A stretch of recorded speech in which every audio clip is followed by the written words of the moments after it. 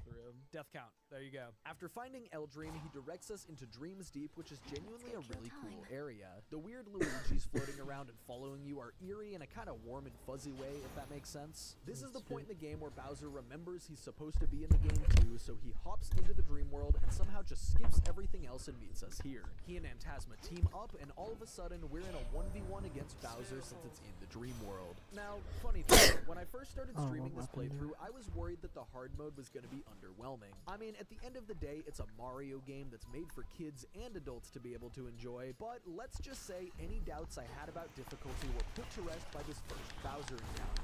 This guy fucks. During my first attempt of the fight, I had the House Guard equipped, which increases my damage by 20%, which sounds pretty excellent, all things considered, but until you level up a bunch more times, you don't have any extra equipment slots. This means I had to equip it in place of armor, so Bowser was able to one-shot me with pretty much any of his attacks. On the second attempt, I wore actual armor, which enabled me to just barely survive even his strongest attack. Even then, I could only survive this attack if I didn't hit a single flame. Believe it or not, if you walk too much side to side, it slows you down just enough for Bowser to catch up with you. If I walked into a flame, it would almost certainly push me far back enough that he would hit me, and at that point, it would definitely kill me, even if I was wearing armor. Legionary Ball is fortunately a goated special move, so with actual defense, I was able to scrape by Bowser on the second attempt. Even though we beat him, Bowser technically defeats us in the story, and he heads off to Dozing Sands to find the Dreamstone, a glowy rock that has the power to do literally anything. Before we can find the Dreamstone, we're gonna have to get a blue-collar job. Smashing a bunch of rocks and unlocking a bunch of pillow guys eventually opens the way to the Dreamstone's resting place. Before we can make it there, though, we have to deal with Torkscrew. Continuing with the theme of the previous boss, this guy also fucks. His most difficult attack to dodge is this one where he charges towards you and digs under the sand. You have to anticipate when he's gonna pop back up, and it varies each time he uses the attack. It's genuinely pretty tricky. Timing it really well avoids all effects, and if you time it slightly too early, you'll get caught on a spike and have to do an additional counter. This one is way easier, but it is still another chance to take damage. Counterattack damage matters even more this time since Torkscrew's defense is insane. One of his attacks will have him shuffle Mario to the background and then repeatedly drill towards him, and with decent timing, you can jump on him several times. During this, you still have to dodge stuff with Luigi in the foreground, and this is also kind of tricky to react to until you get more used to it. Oh yeah, did I mention that pretty much all of his attacks one-shot me? Because pretty much all of his attacks one-shot me. Luigi can tank like one hit from the foreground enemies during that one attack, but other than that, getting hit will instantly knock me out. I have a few one-up mushrooms to play with, but the 10 max item limit does a really good job of discouraging item spam. He did manage to take a life off me, but I beat him on the second try after logging in. Apparently Bowser already took off with the Dreamstone, but have no fear. The Dreamstone has a spirit that's present in the same spot, but in the dream world. Like Brickle and the construction lady that I barely even showed, he's a hard ass. Everybody in this game takes great pleasure in being selfish. It's kind of hilarious. After harassing the spirit enough, he gets mad and makes a giant construction robot that we have absolutely no hope of beating until Starlo presses the big L on Luigi's hat and turns Luigi to Big Luigi. Dream Team took the giant battles for Bowser's Inside Story and shoehorned even more handheld console features into the fights. These make extensive use of motion controls, gyro controls, and touchscreen controls rather than any of the system's buttons. Oh, and if you've never played this game before, yes, you are intended to rotate your 3DS 90 degrees counterclockwise during these giant battles. It's very goofy, but it's kind of cool. Robo Drill Digger, in true Dream Team fashion, is just as much tutorial as he is boss fight. We still get a taste of what's to come. Giant battles in hard mode are nuts. Bosses deal more damage and have more difficult attack patterns while your stats are completely fixed. It doesn't matter what level you are, what gear you have equipped, or anything. You have predetermined stats for each fight and can't grind to make the fights easier. The tutorial for the Rhythm Mushroom healing move is really funny because in this fight, it actually lets you repeat it as many times as you want so you can heal back to full. This bit of leeway makes this fight a non-issue, but I assure you that some of the later giant battles are up there with the hardest in this run. There's quite a bit of video game between the last boss and this one, but I'll just give you the broad strokes. Bowser and Phantasma head up to the top of Mount Pajamaha, but apparently we don't know how to climb a mountain anymore, so we gotta head to Wakeport to find a tour guide to help us climb the mountain. Little Massive is supposed to lead the tour with his Mario-coded brother Big Massive, but Big Massive is MIA. We eventually track him down. Actually, I remember this shit. That place is like so annoying. That he doesn't want to wake was up. strong. Essentially, we need to fight him to shock him awake, but first we have to defeat all 4 of his disciples. Each of these hoorahs has a different battle gimmick that sets them apart from other bosses in the game. Sorrow Fist seemed like he had the easiest gimmick for me to deal with while being underleveled in hard mode, so I started there. You can only damage him with excellent hits. Failing any action command will cause the boss to be fully healed, sending you back to square one. Fortunately, this isn't that hard. The only attack in our arsenal that I would say is difficult to consistently get an excellent on is Luiginary Stack. Luiginary Stack's difficulty ended up incurring hours of extra playtime in this run, but that's a bit later in the game, so we're just gonna brush that aside for now. So I ended up just settling on these weaker attacks and dealing more damage with counterattacks. His health isn't that high, so ultimately this didn't end up being that hard. Next, I decided to challenge Thunder Sass, whose gimmick is that you can only counterattack him. During battle, you're only given the items block and the option to press R and skip your turn. This means we are allowed to heal if we mess up, although he does still two-shot us, so the best strategy is to simply be better at the game than he is. That wasn't so bad. The next one, however, Heavy Zest's gimmick is that you must defeat him in 3 turns. But not only do you have to defeat the boss itself, you also need to make sure that not a single one of his minions is left standing. In hard mode, this is very strict, especially if you happen to be underleveled like I was for the entire playthrough. Without going back and grinding more levels, I was basically hoping for good RNG to grant me lucky hits. Lucky hits are this series' version of crits, and its chance to happen is based on your stash stat. On top of needing some good lucky hits, I needed to hit some counterattack damage, otherwise I still wasn't going to be able to get through his 282 HP. Killing all of the minions isn't as bad as it sounds, as long as I use a Luiginary Ball on the 3rd turn, but the damage that this attack does on the boss himself is a little bit lower, so this is another downside. I'll skip all of the me beating my head against a wall stuff and just show you the winning attempt. Please just grind levels? No. At this point, I'm too committed. I've spent too much time under-leveled that I don't want to grind levels anymore. Okay, good stack. I got a lucky on that. It did 86. What's our total? 118. Had to do it. Huge. That's almost half of the health. This could be the run. I need to calm down.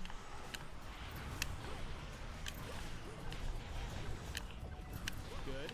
He's gonna do a second attack here, though. Did I lucky him again, or was that only one of the boys? I think it was only one of the boys. 112. I think we might do it. No way. Shit. Counter him. Satisfied? No. Enough already. I might have thrown by not hitting that counter. I might have just thrown. Let's see. Okay, hit everything. A boon awakened. Thomas said, This might be a win. 3-pixel Bringle. He looks like a bird. Yes! I did it! And I look like a burger! Let's go! And finally, I saved Beef Cloud for last because he's also a DPS check, kind of like Heavy Zest, but in a different way. According to this little announcer guy, the fight has no gimmicks, but that's because Beef Cloud himself is the gimmick. He won't attack you at all, but instead he'll just sleep and heal himself repeatedly. You need to hit him hard, and this will cause him to wake up for a bit, letting you easily take him down even in hard mode. I thought this was going to be a stricter DPS check than Heavy Zest, but this one ended up being completely free. After dealing with all these small guys, it's time to deal with one big guy. Big Massive is often considered a huge difficulty spike in this game, and it's easy to see why. His attacks are fast and strong, and he has a lot of health, and since you're in the dream world, you don't have the leeway to use 1-ups to revive yourself. Fortunately, he only has one unique attack, his 3D chase. The rest of his attacks are all slightly different versions of the Hoorah's attacks, but this 3D chase can be a bit hard to dodge. Thankfully, it didn't quite one-shot me, so as long as I dodged the next couple attacks, I could heal up and keep going. I didn't struggle with this one much since I had just spent the last hour and a half practicing dodging all of these attacks, but it's still a solid and really fun fight. Mountain Yamaha is probably the longest section in the game between the real and dream world segments, and the bosses are spread surprisingly thin. The next boss, after ascending the mountain with our good friends the Massive Bros, is this big stone mammoth. It's called Mamoshka, and a lot of people in chat warns me that this fight is pretty hard. The thing is, compared to other bosses, it actually has a weakness. It receives critical damage from jump attacks, and it just so happens that both of my new strongest bros attacks are counted as jumps. My damage output is actually really good for the first time in this playthrough, so it's only a matter of surviving the mammoth's attacks. My loadout is still a complete glass cannon setup, so I can only assume his attacks would have one-shot me. I didn't get hit a single time. I nailed every dodge, and with my insane damage output, he went down in like 4 minutes. This was the shortest boss fight so far, besides maybe a couple of those hoorah guys. Not bad. As I alluded to earlier, the next leg of the journey takes us into dreamy Mount Pajamaha. Bowser plays the song of instant tiredness and sleepiness and gathers dream energy from everyone on the island, and that forces Mario to hide in the dream world for some reason. Like, the idea is to stay safe from Bowser, but they just leave Luigi in the real world anyways. Like, couldn't Mario and Luigi just nap here together and sleep it off? The rest of the island seems to wake up just fine after a bit. I don't know. Anyways, Luigi starts sleeping so damn good that the dream portal disappears. Mario and dreamy Luigi need to find something to shock real Luigi awake, and that leads us into our next boss and the second giant one at that, Mount Pajamaha. I honestly think it's pretty cool to fight the level that you just played itself, and these fights are genuinely pretty enjoyable despite being, and let's call them what they are, 3DS tech demos. The timings are decently forgiving in this one, and the boss gets worn down by counter damage pretty fast. You actually have some freedom to waste a turn for healing in this one with the Rhythm Mushroom special move, but I didn't end up needing it. These first 2 giant battles really lean towards the tutorial side of things, but the next 3 were all contenders for the top 5 hardest bosses in this challenge. Seriously, it gets that bad. The middle of this game is apparently very light on bosses because the next one was nearly 3 hours later, and keep in mind, I've played this game multiple times before. I knew exactly what I was doing.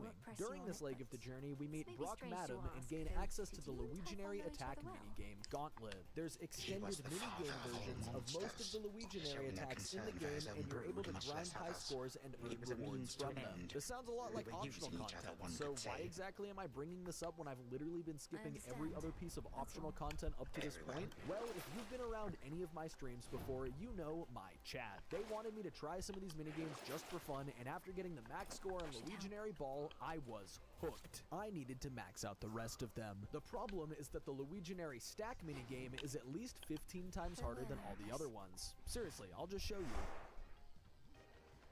Give me more points. This attack sucks ass. Alright, this is it.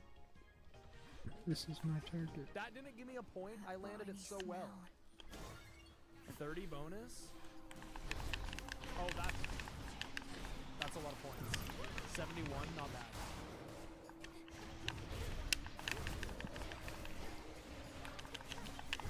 Oh, my streak.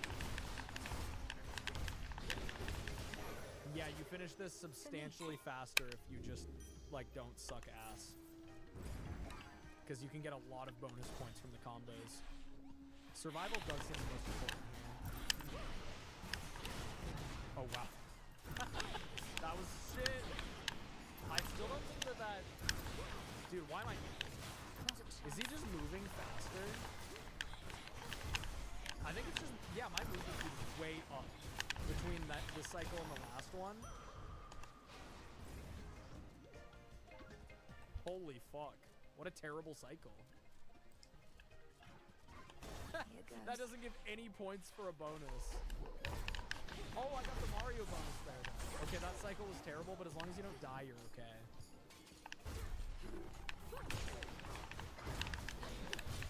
Dude, why am I so bad now?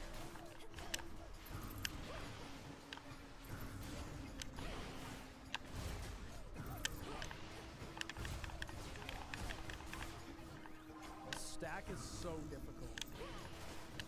20 bonus?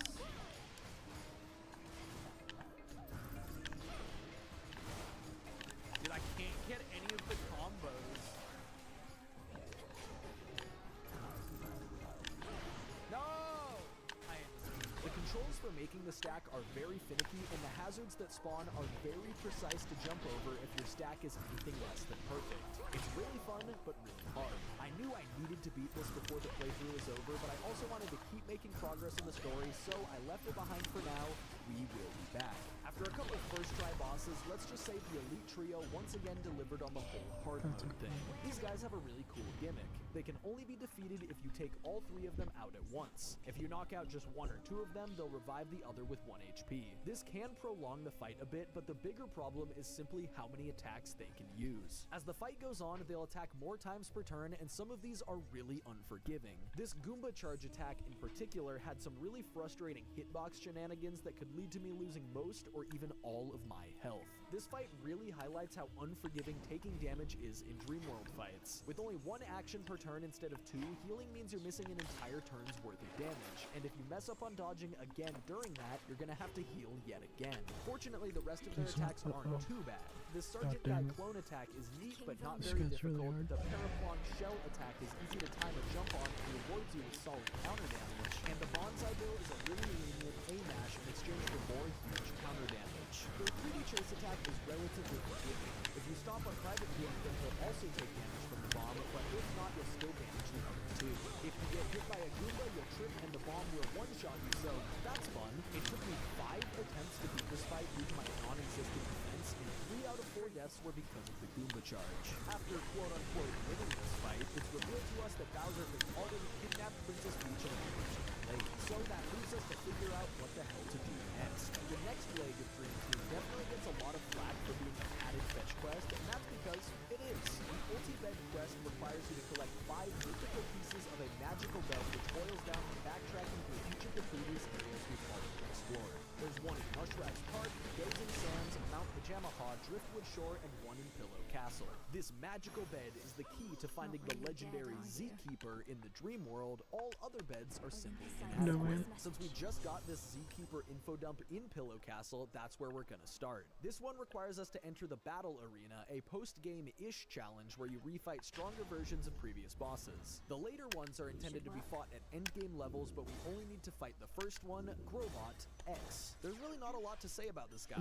He has the same attacks as the normal form, but faster, and he's red instead of blue to symbolize that he's even more fucking pissed. It's not a terribly hard challenge, so we'll just skip to the part where he dies. The Mount Pajamaha quest must be done before getting any of the other Ulti-Bed parts, so we'll head there where we can hang out with Big and Little Massive again. There's no way that they'll ever be boss. This ball move is the load-bearing ability needed to access the other late-game dungeons. It's just a higher jump, and it lets us get up higher ledges that we couldn't earlier. Call that game design or something. The Mushrise Park and Dozing Sands quests aren't too eventful except for the introduction of the Gold Beanie. This guy is a reference to Superstar Saga, where he's also a rare enemy that gives a lot of XP, but in Dream Team, he's really strong. Worth it to unseal another path. Oh, he trips! And he one-shots me! Isn't that coming? Oh yeah, we get to try it. Okay. And now we do the Legionary Hammer. And I'm gonna click this golden cookie. There might be a turn limit, or a turn limit. There might be a turn limit on this fight. Hopefully I can kill it. 64? That's it?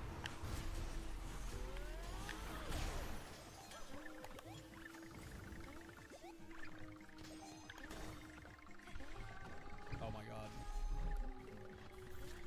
Dude, my timing sucks! Oh my god. I'm just gonna attack him again anyway. Healing is not worth it because he just needs to die. It's worth grinding for the 4,000 XP and just to say that I killed him. He's basically a mini boss. I might want to use the stack here instead of the hammer.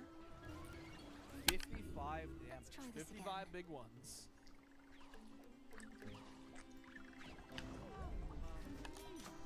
Okay, this death count might go up.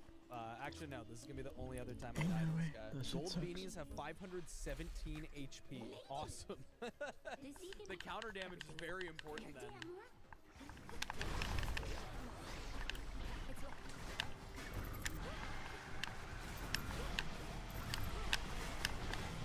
Okay, good counter. Let's see if the stack does work. 18?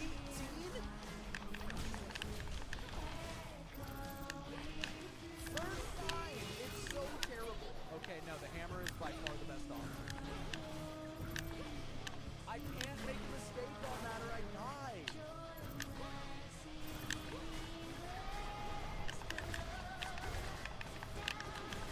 so many cycles that time. I'll try flame, but it probably does less. But maybe it does more. I'm assuming it does less because it's meant more of a multi-type. But maybe he's weak to it or something. It does 0, he's immune to fire. Someone said that in chat as I was doing the move, and they were correct. Okay, here's the chase attack.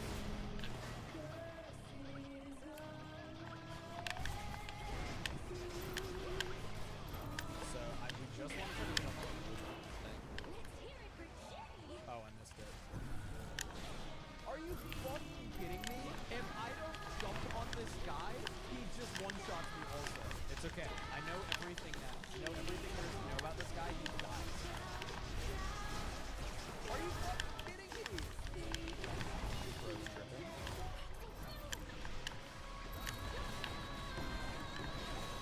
He's getting so fast.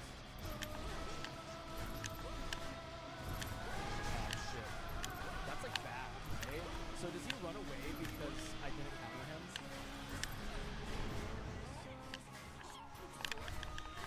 Oh, that's lame as fuck. Hold on, we're gonna reset the game. Does that count as a death? No, that doesn't count as a death. That's not a death. I reloaded the game, I didn't die. I could have kept playing the game just fine if I didn't reload it. Nice. God damn it. Dude, jump on his fucking head, man! For the underworld. There, get jumped on, you stupid little piece of shit. How did that miss him? What? He was in the last beanie, actually just trolling. How do these things not count as jumps? How?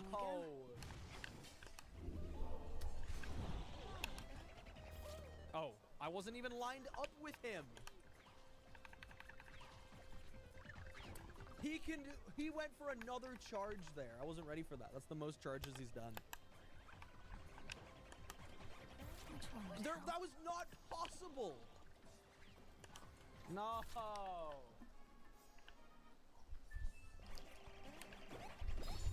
Okay, early jump. We lived.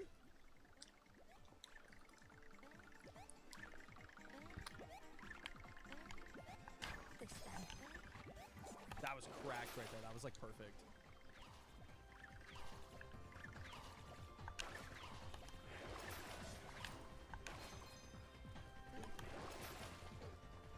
I think I win. I think we won. If the people tracking his health in chat are correct, I think this is a victory. Are we good? Did we finally? Yeah!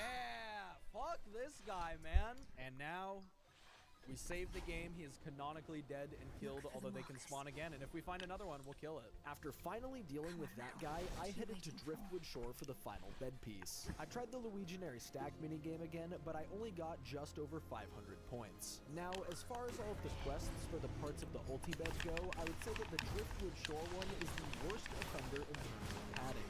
First, you need to go to this cave in the corner of the beach. Then go ask Brock Madden about it, then return to the cave and go inside to get the jellyfish sheets. But all of a sudden... Acceptable. Why are you blue? These fly guys steal the sheets and escape into the sky with them. This fucking geriatric hermit crab saw where they went but won't tell us unless we play his silly little minigame. He failed to account for the fact that I am very good at silly little minigames. He was also bluffing and didn't actually see them, but he did overhear that they're at the airport, and thankfully, he's right. After some shenanigans, we steal the sheets back, and then we fight these guys. Wait, isn't this just a normal battle? You can literally fight Fly Guy R's in the Mushrise Park section that we were just in. For some reason, the game has the boss That's intro exactly effects what I and did the wrong. boss music, so I guess they're bosses. They really aren't that strong because they're regular enemies, and also Bomb Derby is the most cracked fucking bros attack at this point in the game, so they only last a few turns. You would think that having all the core components of a bed would allow us to, you know, have a bed, but a bed this special must be assembled by the finest bedsmith. So we need to find Bedsmith. That's the name of the character. The game pretty strongly railroads us to Wakeport, but before we can access the Pillow Collector's house, we have to deal with a certain returning character first. If you've played Superstar Saga but not Dream Team, it might please you to know that Popple is in this game.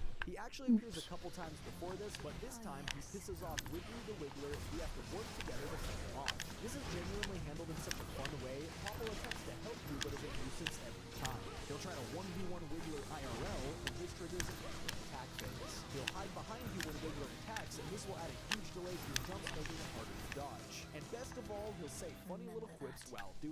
Popple doesn't get enough appreciation. I love this stupid little guy. Wiggler himself actually plays out much simpler than other Wiggler fights in the series. There's no segment targeting or anything like in Bowser's Inside Story. Wiggler is just a single target, and honestly, I'm kind of okay with that. At this point in the game, we get another pretty cracked bros attack, Sling Sniper. It can be kind of finicky since it uses 3DS gyro aiming, but if you can hit the star on your enemy, you'll deal huge damage. Between that and Bomb Derby, I absolutely shredded this guy, but then Popple hops in the driver's seat. Say what gives? Vanished. Poof. Just gotta deal with you mugs and the treasure's mine.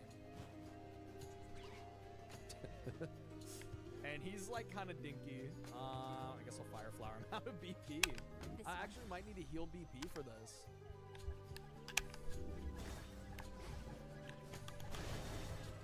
Can't believe that. 211? Once I got my eye on something, it's mine. Stop resisting, will ya?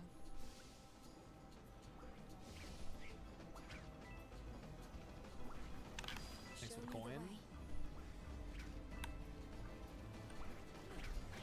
No! Alright, Sling Sniper might just troll him. 289 lucky. Coin. Sure. Oh my god, he's gonna kill Mario. Popple's cracked. I can't hit soccer balls, that's so bad. It's okay, we're not dying. I'm gonna summon a golden cookie with me. Is Popple a Tumblr sexy man? Nah, he's kind of ugly. But I like him for that. After making it to the pillow collector's house, we find that he does in fact have the petrified stone pillow version of Bedsmith. So that means more Dream World stuff. And that also means it's time for our next giant battle. This guy is called Earthquake, and he is a bunch of buildings. This fight was inspired by the Tower of Yig fight from Bowser's Inside Story in a lot of ways, but this fight is actually really hard in hard mode. The increased damage you take in hard mode becomes super noticeable by the time you make it to this fight. And like I mentioned earlier, no amount of experience grinding will have any effect on your stats in this fight, so all you can do is get good. Red I duck, green I duck. I forgot you had to duck also. I'm a failure. Boom, not washed. We blocked it all. Yeah, get out of here. Oh, that's a good counter. Okay, he's doing this thing.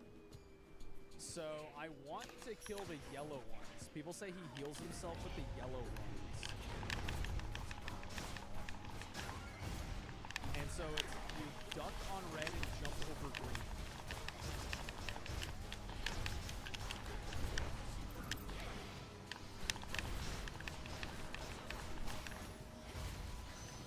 Okay, now that I know what to do, that's a lot simpler. Get in the water, bitch. Okay, so let me just spam as hard as I can.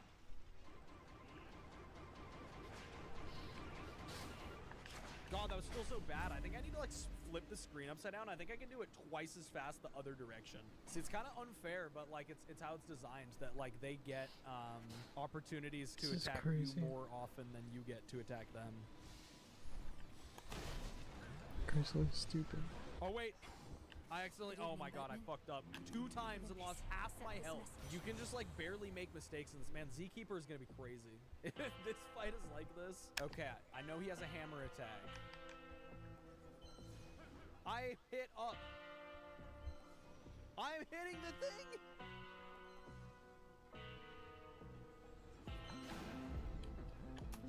This should help.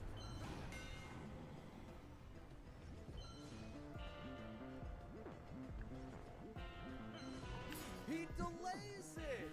He delays the timing to Let's see fuck if we with got you! this. You have to wait for the sparkle. Heck you are. You have to time it with the sparkle. Okay, jump over green, duck under red.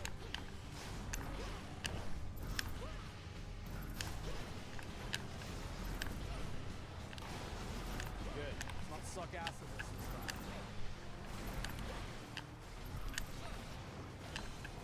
I ducked! I ducked!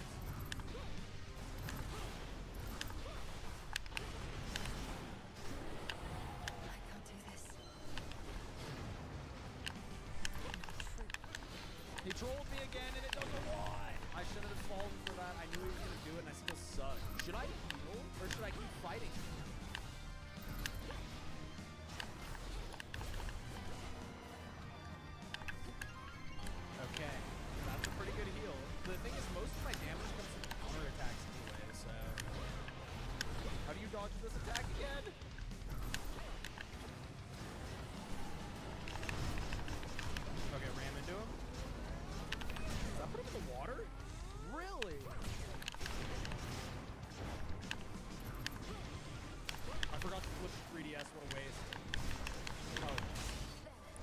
Easy.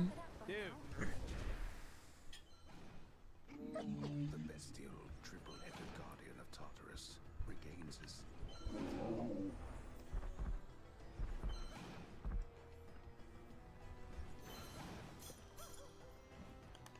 More gemstones. I knew he was gonna do it, and I still was trying to anticipate it too hard. You need to react, not anticipate. Do I die because I'm in the water? Pick the right time to jump out of there safely. Finally out of here. Okay, I don't die. I take damage from that? My keepsake I didn't even isn't realize doing any that. good. Wait, no, this attack I can do. Huh.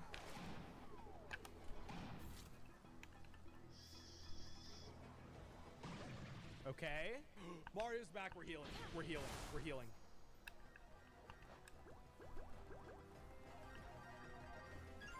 Okay, a little bit above half. It's still not that much, but it might be enough. I just need to not fuck up. Dude!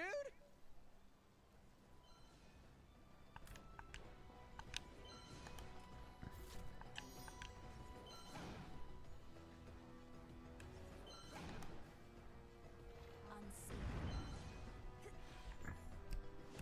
Can't change it now. Renovations here. Yes!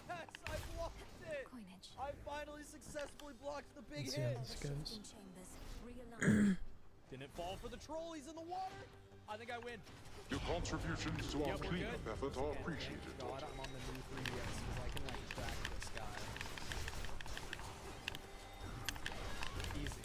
Okay, time to see how many steps it will let me undo what I've done to this layout. After saving Bedsmith, it's revealed that his entire personality is making beds and being gay for Dreambird. That isn't me like headcanoning or anything. He repeatedly tells Dreambird that he wants to nap on him that makes Dreambird tangibly uncomfortable. So anyways, we go to his bed workshop in the woods where he workshops up the bed, and then we need to get into the Pillow Temple since that's apparently the only spot we can use this magical bed to find the Zookeeper.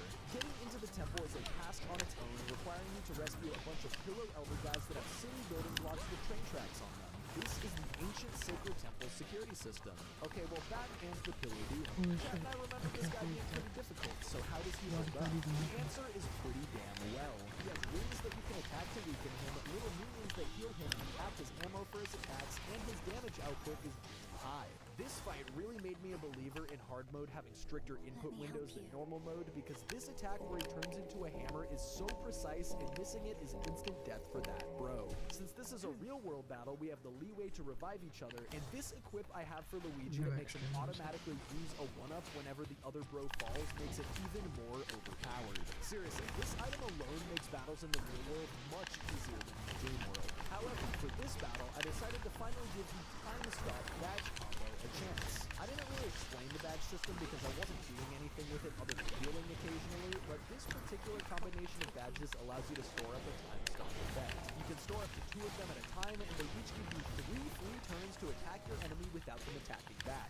It is seriously broken. I cannot believe that this works against bosses. Combining that with my ability to actually deal damage with the insanely strong Swing Sniper and Jetboard Bash Bros attacks, I knocked this guy into his self-destruct phase very quickly on the 3rd attempt. Once he gets low on health, he'll stop attacking and start counting down. It's generally very easy to kill him during this phase, but if he manages to explode, you take a huge amount of damage. It's apparently totally possible to survive this, but you'd have to be a ridiculous level to survive it in hard mode. I used Sling Sniper one more time and then he died. That time stop badge thing was definitely a little cheap, so I decided to not use it on any of the remaining boss fights, which I mostly stuck to.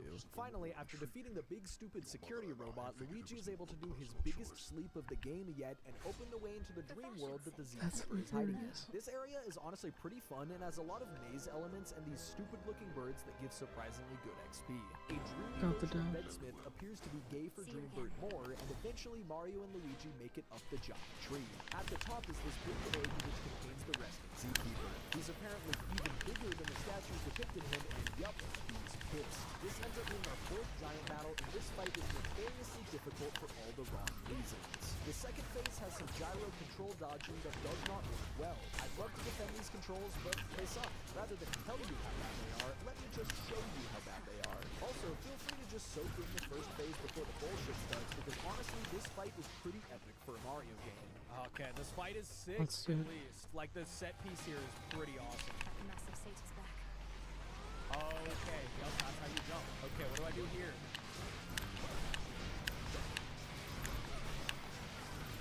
That. I do that. Keep throwing? Oh, don't worry, game. I can do just that. Yeah! Now we got it. Aphrodite. Oh, you're so very kind. Keep the bird down! Keep the bird down! Keep the bird down! Dig, please, Hecuba. Keep the bird down! Appreciate the help. In the name of Hades. Keep the bird down! Yeah, I get trolled. Yeah. I should probably attack him, but I like kind of want to heal. I think you just need to not make mistakes. I think I just need to kill him. I think he's Let's weak do to it. dying. You get like no attack opportunities in this fight. You just need to not fucking suck. Oh my god, I suck! You got it. Attack! Man, Greenberg really wants to beat this guy up. You get 2 turns? Oh, I could have healed and then jumped. It's okay, that means we can heal next time. Neither have I unveiled my true strength. Oh my god, he's already doing this shit. Okay, this is where we're gonna have to do the gyro stuff. People say this is really bad. It might not be that bad on new 3DS, but we'll see. Okay, get ready. The way Luigi's split looks really funny. One last chain. I have pretty good control over him. So we go all the way left. Let those pass. Go all the way. Go all the way right, Luigi, you fuck. Okay, it sucks. Punch Not it! bad. Punch it!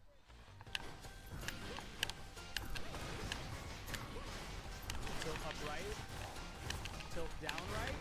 Dude, it doesn't work. It doesn't work. Oh my god, it sucks so bad. I'm tilting the right direction. Shit's just not happening. This is, oh no. So it's pretty responsive to do small movements.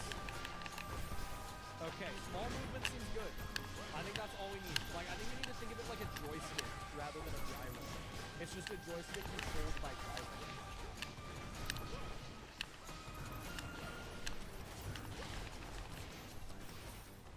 And now for the title. Nice. Easy right. Oh, damn. It's still hard though. Olympus, I think the accept this timing is also message. just tight because hard mode.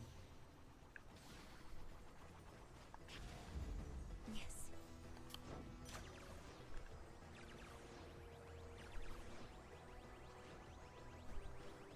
Okay.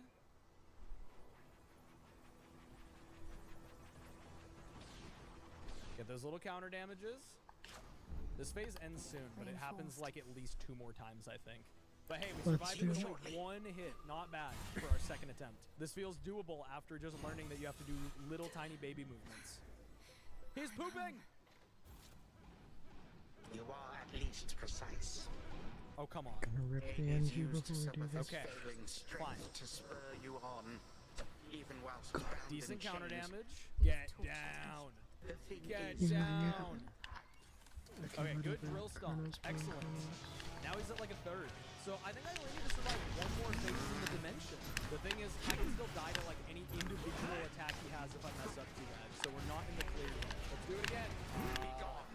Oh, I started tilting too much. Oh my god, I tilted too much. That's really bad.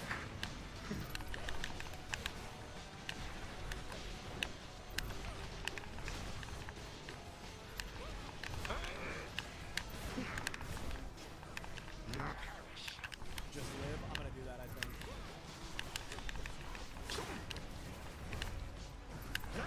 No! The tilt controls are still bad. Even when you know how it works, they're still bad. Fuck, man. Okay, so someone said, like, if I home menu right here, then it, like, resets the gyro. Is that true? Oh, I can't believe it. Okay. Might have to set it on the table after home menu and not here.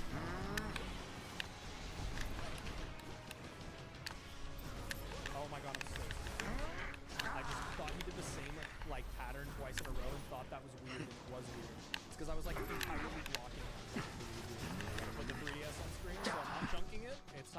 dimension again. I'm gonna try the home menu buffer again.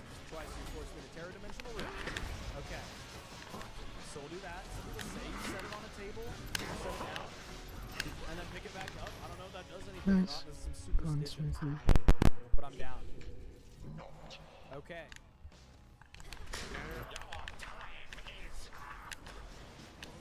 Oh, come on. That kind is a hit. Are you for real?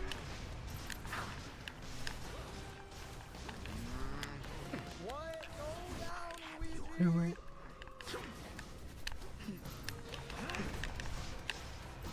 How does that not hit?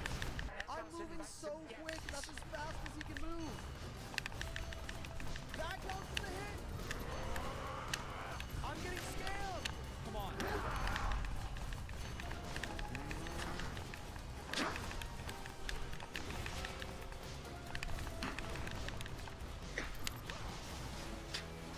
No! Damn it. I was going to win if I survived that round. Hold B and Y in home screen for gyro reset. Can't believe it. Is that if it doesn't work? So I hold Y and B and home while on the home menu. 50 gifts is that's a big claim. Cool stuff I didn't You expect. can't just Wow. throw that around willy-nilly.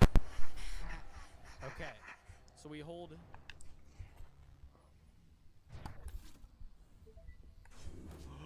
For the It's underworld. real! Place the system on a flat, stable surface, then tap OK. Flat, stable. The future Calibrate. is Cool stuff. uncertain, but one So now, are we certainty is just this. absolutely locked Time in? marches ever onward, often faster than one Guys, would presume. I can't move down. Oh, I moved down. It sucks still. It still sucks. It didn't fix it. It still sucks. That was luck. I still need to be very gentle with it, yeah. I'm stuck in the top right corner right now when I returned to default. Gotta rip it for the win. Okay. I'm not being gentle enough. Fucking whatever, man. It's, I swear We'll it's call it a worse. Benjamin for the Benjamin. Okay. Hey, I wanted to tell you, as far as I'm concerned, that was your choice, Morse. If I can get a rhythm mushroom, I'll take it, man. I do count that as pain. It's not the same as being struck full. I guess so, but the other Good. stuff's just Okay, not as hold on. Let's interesting. calibrate our shit again. I'm glad. Hold on. I'm gonna revert to default settings and then calibrate.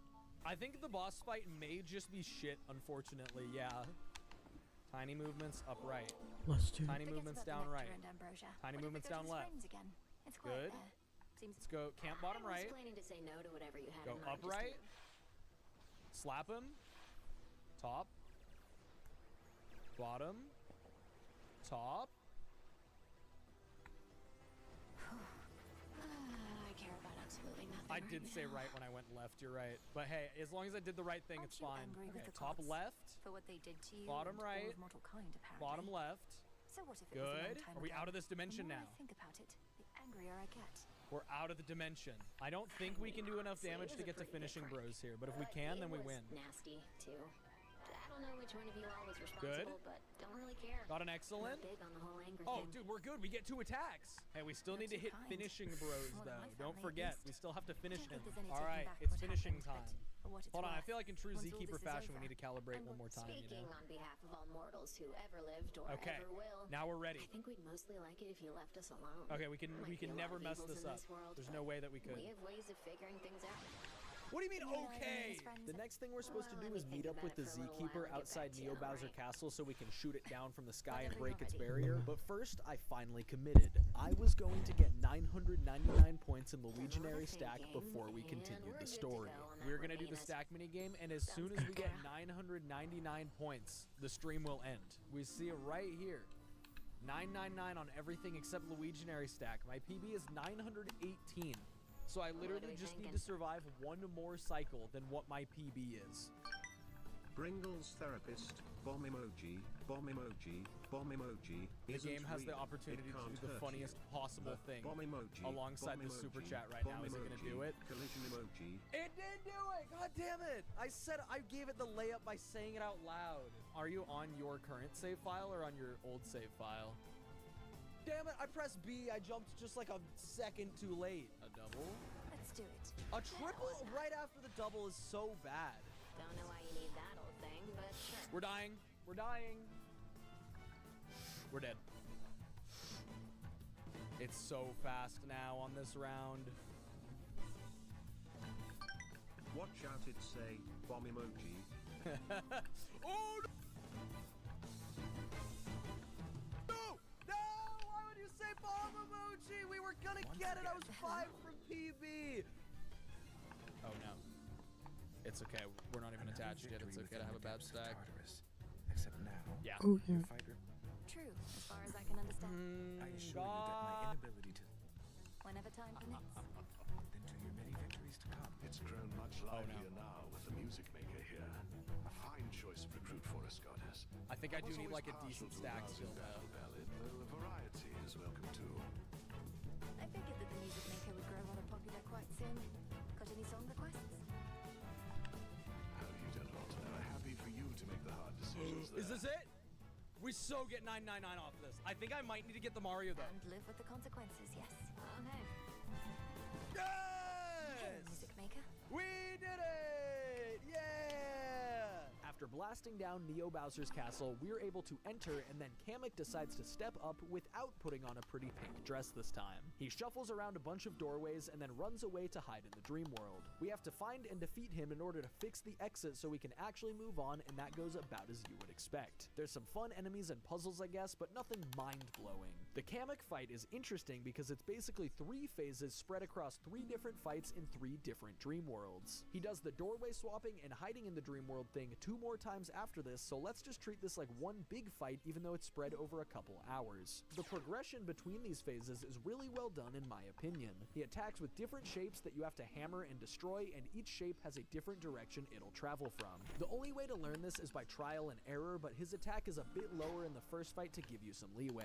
He also has the ability to clone see what we himself can to do. misdirect you, pretty similar You to how got it. Magikoopas and Wizards do in Thousand Year Door. Given the fact that all of our best Luiginary attacks hit every target and there's no punishment for hitting clones, this doesn't really matter much. The attack he can do with his clones is an easy magic could wave use to this. jump over, but it can be tricky to Just maneuver checking to the up on you. Kamek that dives down, which is the only way to avoid getting bodied by them rushing you. Overall, the first phase is pretty easy. After you deplete his HP, he'll run away, and the game has the audacity to display the end of battle XP flags with a big fat 0. You don't get any XP because Kamek isn't actually defeated. On to phase 2, this one has slightly amped up stats and 1 additional attack. He can summon a bunch of dry bones that lead to a super fun counterattack. They'll slowly walk towards you, and you're able to stomp on them to break them into bone piles like dry bones in any other Mario game. After this part, you're able to throw all of the dry bones piles you've accumulated at Kamek to deal some pretty heavy damage. Beyond that, this phase is kind of just more Kamek fight, so let's take him down, get our 0 XP again, and move on to the final fight. This Kamek fight is the real deal. As soon as the fight starts, he Some more summons 3 recycling. additional Kameks in red, green, and white flavors. These are the same colors as the Magikoopa squad from Thousand Year Door, and they behave somewhat similarly. The green and white Kamek clones focus on buffing and healing, while red is an all-out attacker, and the original Kamek is more of an all-rounder. You might think that you only need to beat the real Kamek to win this fight, but you have to defeat all 4 of them, which is honestly super cool. It makes it a full-on 1v4 rather than Moonlight just a Guide you. glorified 1v1. Targeting them one at a time to knock down the threat level seems like the Next obvious renewal. strategy, but our And do. strongest Luiginary attacks are multi-target anyway. Luiginary Wall in Feeling for particular more is the than GOAT. modern look Seriously, in the this old attack is taverna, one of huh? my favorite special moves in the whole series. It goes without saying, you need to be very good at dodging by this point because even a single healing turn is going to leave you playing catch up through a really strong onslaught of attacks. Okay, I did use the time stop and it made this phase way easier, but I swear chat was like the devil on my shoulder and I caved, but I won't do it again. Defeating Kamek allows us to head not? further into Neo Bowser's castle, and eventually we find Bowser taking a musical big ass nap. accompaniment This for seems ya. like the perfect Bet you'll ever opportunity need to it. sneak attack him, but he's protected by a shield, so we gotta go into the dream world to shock him awake. And just like with Big Massive, the way we do that is of course by fighting him. And so we arrive at the final giant battle in the game, and rest assured that it too offers some gyro control bullshit. Spirit. First though, we gotta get through some pretty standard giant battle stuff. Bowser does quite a bit of damage, and he doesn't give you many opportunities to heal, but the silver lining is that he takes quite a bit of damage from counters and stuff too. Basically, you need to not make mistakes. Easier said than done, but overall it's not too hard. This Shy Guy airship attack does way too much damage, even compared to everything else, so just don't mess that one up or you're gonna get two-shot. The real fun begins when we reach the next phase, and rather than tell you what happens, once again, Sure, I'll why show not? you. Time to say night-night. Alright, it's Beyblade time. Just Okay, in get case ready. The rubbish Eris strews about isn't warning enough. All set. Repel the shell. Next renewal. Alright, hold on. Gotta roll out the best Dude, I'm runs locked when on we've him. got guests. Oh no. We just traded sides. Come on, get in the lava. Yeah. Is this part supposed to be hard? Peace, Wasn't everyone saying this Outlaws. part's hard? To victory. Let me see. Just gotta wait for him to make a mistake. Like that. Gyro? Gyro, behave. Gyro, behave, please. Gyro, behave, please! Okay, I'm gonna reset my gyro real quick. I'm definitely falling in the lava here.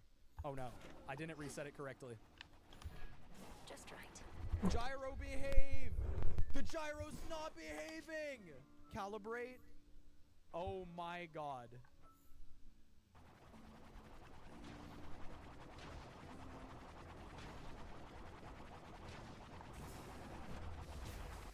Dude, I'm burned stop. down from the I'm heavens, calibrating shine. again. Cultivating all those metals. Please. No better place to grow. Please. Please. Please don't fucking screw me over. I'll pause and reset my gyro again if I have to. I swear to God. Temptation. Never once seen you sit down on the job. Never seen me. Well, it's just perhaps you got the option there at least. That was exasperate. And you do understand My rules, not yours. Did he just throw? I start sitting down. He threw! We survived that part. Now we have to do the next part. Yeah, that's, yep, Besides, half yep, the gyro, point that's it, already yep. is having to stay standing the whole time. I'm holding my 3DS upside fucking down and it wasn't doing anything. Just leave it Oh, there for Sire now. Bowser, how could this happen and yet there is still hope? My last spell, I will give you tremendous power. Minions, rise for Bowser. Give him your power. But in the end, the future refused to change. And now he is Gianter Bowser.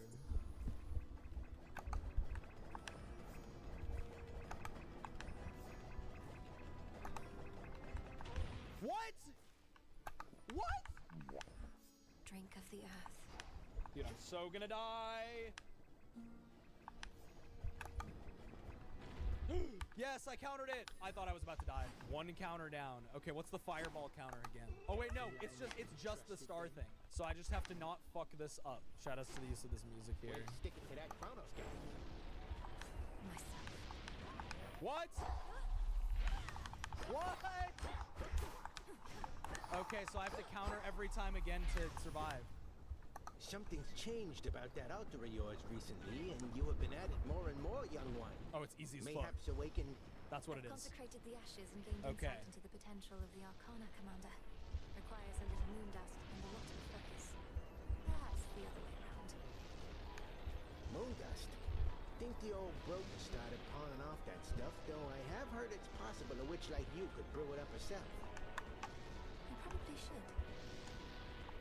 Is that it? Is that it? Oh, Daddy thank got you, God. Shades. Okay, let's fix the layout now for the final time. The game has been building up for a huge final confrontation against Bowser and Antasma, but Bowser decides to be unimaginably based and says, oh, hell nah, Antasma fucking sucks, I'm gonna do this myself. And he literally just throws him out. He actually just tosses him away. In the final minutes of the game, Bowser denies this game's original and unique villain from being part of the final Another boss testament fight. to It's Ace. super in character for Bowser, and honestly, this twist works way better than it should. That leaves us with a final Antasma fight and then a final Bowser fight. Everyone in my chat kept saying this Antasma fight was gonna be ridiculous, but I was confident I could tear this guy apart. Good counter. I remember all of these attacks so well. I've fought Antasma X a lot before. I'm gonna use wall, I think, still.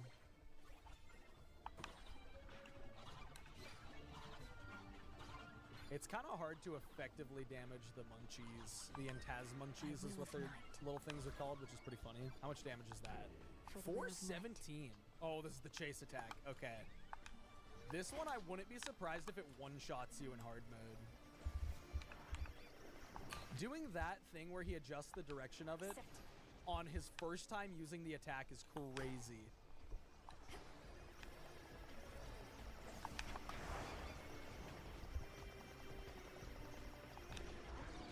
Him using this, though, the counter damage is so good.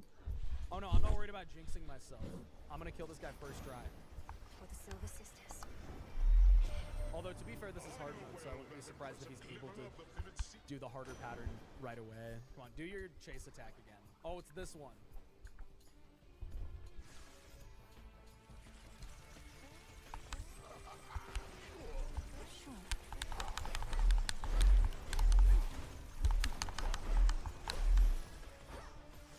What do you mean hate? That's free. Chase attack, good. Give me the counters. Give me the counters. Okay. I remember every attack and thing about this specific fight in detail when fighting Phantasma X as a kid. I think he dies to this attack. I could be wrong though. I have not been counting at all. I'm just going based off vibes. See that one, Tila? 422. Caught out. The vibes are immaculate. With everyone else in our way defeated, only the true final Bowser fight remains. Starlo and Peach managed to destroy the Dreamstone, preventing Bowser from using its power anymore. But then, yeah, he kept his throat goat abilities from the previous game, and he sucks up pieces of the Dreamstone. Dreamy Bowser doesn't get enough appreciation for being quite possibly the hardest final boss in the series in normal mode. In hard mode, he is by far the hardest final boss fight in the series. He has a main target, and you're also able to target both of his arms. His right arm will block all damage from his main target as long as it's active, and his left arm helps him do different attacks and temporarily steal your characters. Pretty much all of his attacks are absolute marathons that are difficult to get through unscathed, and perhaps worst of all, he can heal. Every so often, he'll summon a bunch of dreamy minions and then hide in the background. While you deal with all these minions, he can summon a bunch of meat and heal himself back up. This can destroy your progress and even bring him back to full if you drag your heals on beating the minions too much. Perhaps my least favorite part of this fight is his 3D chase attack. The flame effect causes the system to lag bad. This is true even on the more powerful new 3DS, and it makes for some very cheap hits until you adapt to it. It lags consistently so you can get used to it, but it's still pretty frustrating for this to be in the final boss fight. So yeah, TLDR, hard mode final boss is actually hard. Ultimately, I did cave a little bit and used the time stop badges during the minion phase. This prevented a lot of him healing and made the fight a lot more manageable, and it really shows just how overpowered this stupid badge combo is. Overall, I don't regret using it to stop the healing phase, but I'm glad I didn't cheese the whole fight with it. So he gets a guaranteed heal here on his arm and stuff. We're just gonna have to live with that. Just how it be.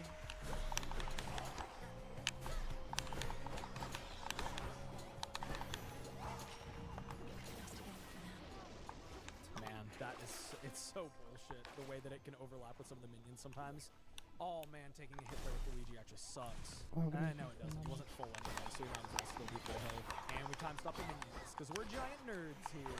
Yeah! And I'll do a drop chopper. Which one of these guys did I target before? I think it was the further forward one? Here, I'll just jump on the other one so we don't have to guess. There we go.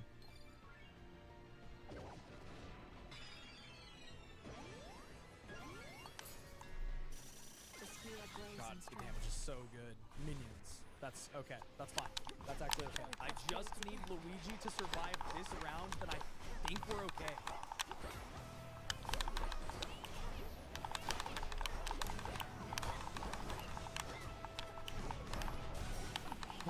Oh! Please. Give Mario the turn. Give Mario the turn.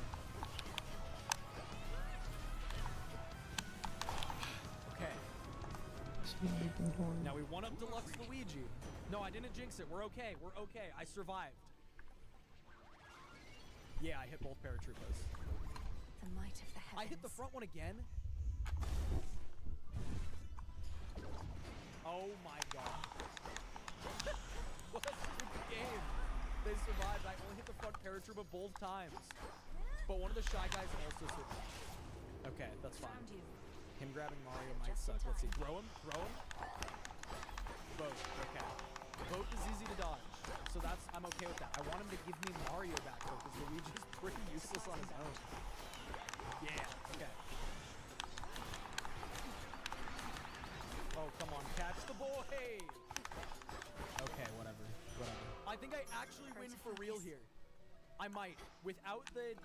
Oh, I should have let Mario... No, but I would miss this bye-bye cannon if Mario died. I don't know if without an attack buff if I can kill him here or not.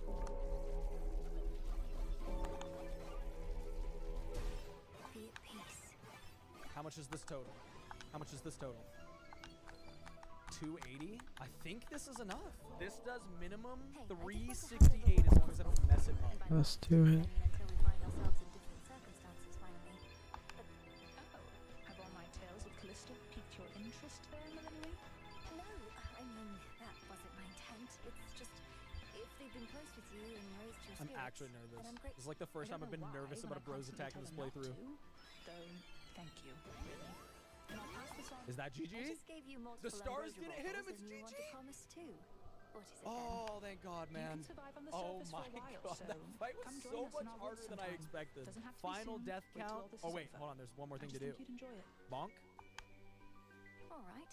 When all this is over, I promise to meet your Boom. new friends in your Into the woods and fucking enjoy it. stratosphere. So long, I'll Gay hold you to that. Bowser. After playing through this whole game in hard mode, do I recommend that you do the same? Absolutely. It's a super fun way to There's a replay the particular game chill after in the not air having played it tonight. for I years, almost and it broke a provides a sweat. genuine challenge Got without over being body too today. masochistic. Okay, well, except the giant testament of battles. light Those is are kind of ridiculous. The fear and Dream Team darkness Hard Mode spread, is absolutely which may the not most seem to our difficult immediate official benefit, Mario but the RPG nocturnal content, alarms and the grow only stronger way through you'll it. get anything Well harder then, is if you start to in shadow impose we serve, arbitrary to shadow we self-restrictions. return. People love to do Olympus no figured it gear was runs in this Cronus game and things like that, so if hard mode Here. isn't hard enough for you, that's always an option. Anyways, thanks so much for watching this video. I put a ton of work into this one if you couldn't tell, so if you appreciate it, then please make sure to like the video and subscribe. I truly appreciate all of you guys. Take care, and I will see you next time. A person stamp. Shoot, we don't have enough medals. What should we do? Want to go back to the previous area and get some more medals? Yes? What else can you do? It's been decades since an exhibition's had me this fired up. It's not that. You're standing on the heat pipe. Good to know that even until the very last level, the people inside the Switch 2 are just as far gone as the people on top of it. Alright game, okay, reel it in a bit. Put it back in your pant. I do absolutely adore quizzes, make no mistake. And this lady knows it. You deserve a quiz, I'd say. Oh yes, I do. But I will be harsh for a sec. I think that maybe there's just a bit too many at the final part of the game. Look at this. I'm now learning insights all about the Wii U chat for the Wii U. What are you doing in a meeting that could have been an email? Losing interest. Don't let it happen to your money, too. Vanguard's Cash Plus account can't help you at work, but we can help with your savings. Americans are keeping an estimated $1.7 trillion in traditional savings accounts that pay next to nothing in interest. Vanguard believes in giving you more. How much interest could you earn? Find out at vanguard.com/cashplus. You filming? Yep. I'll post it. Try rolling your wrist, dude. Lumiere, lace up. Second line tomorrow. Okay, coach.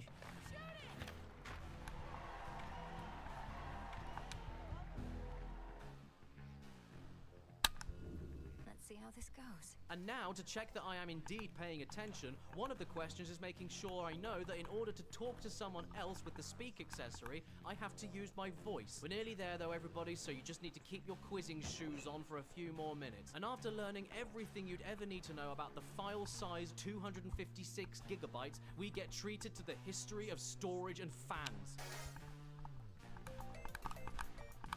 Oh no, Rosie, my sister, why are you playing the Sega Mega Drive on your Switch when you should be playing the Heat Dissipation Insights quiz? Oh, and another thing, there are actually more heat dissipation insights. Really? Like what? I thought I already learned everything when I was told that electronics get hot and that the Switch 2 is an electronic that tries not to get hot.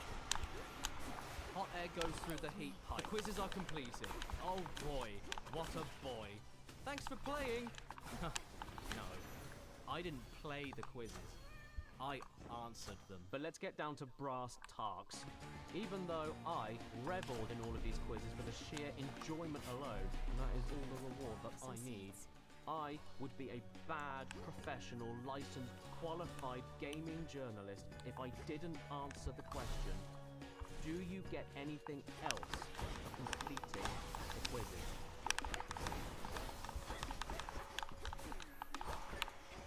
Yes, a hospital patient comes to see you, and she says, it means a lot to me. Typical women. Thanking you for doing quizzes.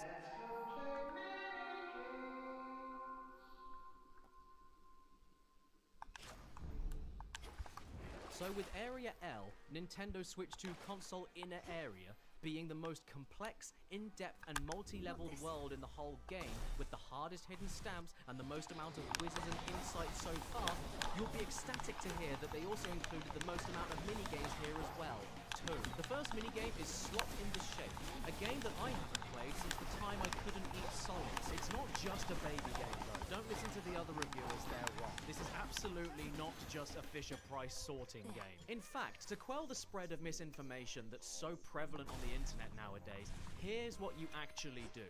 By using the Switch 2 Joy-Con's new mouse mode, you don't just put the shapes in properly, you also have to do it very fast. And that's not even including the fact there's also a sequel, Slot in the Shapes 2 Floating Slots, where the slots now aren't staying still, crazy. and instead, you guessed it, slot. But this isn't something you end a perfect game on, Nintendo.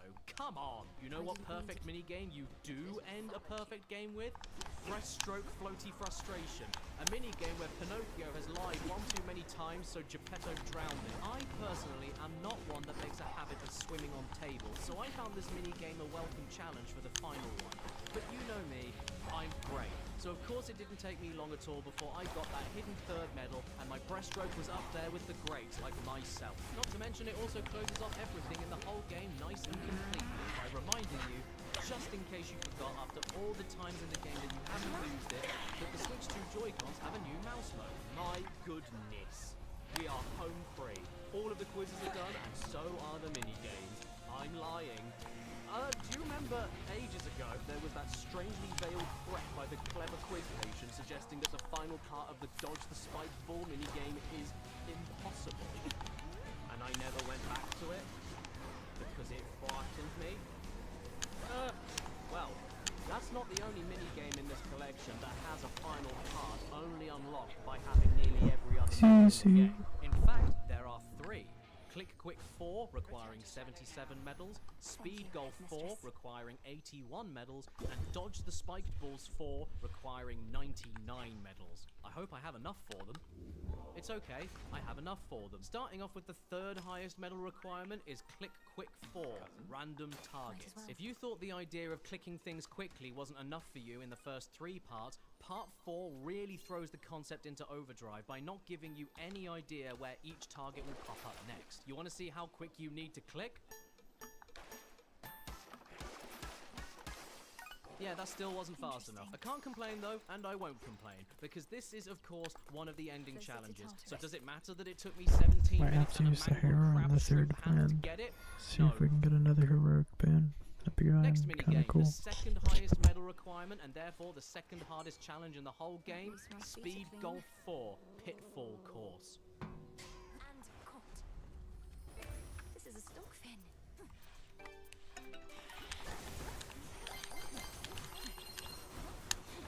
Golf. Then we have the final minigame with the highest medal unlock requirement, Dodge the Spiked Balls 4 Twin UFOs Nightmare Mode. And if you at home think that is an accurate subtitle, then I'll let you in on a little strategy that you can do yourself without even practicing the minigame a single time. All you have to do is get better at socializing, find someone who loves you, and then make them move one of the UFOs while you move the other, and it will be done in no time at all. To be frank, I'm honestly shocked that Nintendo would insult their own customer bases like that. They didn't even consider that people would ever cheat on the hardest challenge by using 2 people, because whoever actually bought a Switch 2 must be alone. Water spell's activated. Oh no, jeez, I forgot about you. It's the final boss fight, everybody. After getting every single medal in the game, he's finally ready to get in the MMA cage, and I'm bigger than him. Come on then, scab. What have you got to say about all of my medals now? I don't believe it. Oh wait, is that it? There's no fight? Oh. Well, can I at least get your name? Nice to meet you, Classified. Is your last name advertising? Okay, so there may not be a full-on final boss fight to determine who is actually the best medal collector. But I don't need one. I win by default, because I have friends and he doesn't. You see, with a name like that, it's obvious that even his parents don't like him, so who the hell else will? And just to make sure that he definitely loses, I happen to know every child's #1 weakness, cars. No matter how incredible, how groundbreaking, how life-affirming this game is though, as the famous saying goes, please stop. And in order to stop Nintendo Switch 2 Welcome Tour and finish it off definitively and forever, we've been invited to visit the top secret final room and learn the truth. So off I run with my little blue twat hat, also known as a twat, all the way over to... Oh wait, I went the wrong way. So off I run all the way over to... Oh wait, that was the right way. So off I run all the way over to... Oh, I'm stuck. And here we are, the Nintendo Illuminati. They are all silent, stoic, unflinching, as I tiptoe around them to try and find the final stamps, while I'm trying to work out exactly what they're doing. Oh man, what? System on a chip? I love that band. This sub-area here is the smallest part of the game so far, and yet with such a small size, not an inch is wasted. It's jam-packed with more of the gameplay we've all come to love and master, running, and then it's all tied up in a bright red bow with the hospital patient lady revealing herself as the true mastermind of this perfect dream you've been witness to. And then she gifts you with the ultimate victory lap to expertly summate everything we've come to learn and love about Switch 2 Welcome Tour. Another quiz. But this isn't like any of the other quizzes so far. There's no insights you need to read, no crutches to lean on, and no guides you can look up online. Instead, you are forced to engage in the deepest and most satisfying battle of wits that the game has prepared you for all this time. Featuring such questions as, what is this in the middle of the Joy-Con grip? What shape is the wheel? And what console is this game about? It took me a while and it was a mentally grueling task, but after at least 2 minutes, I was done. This is it.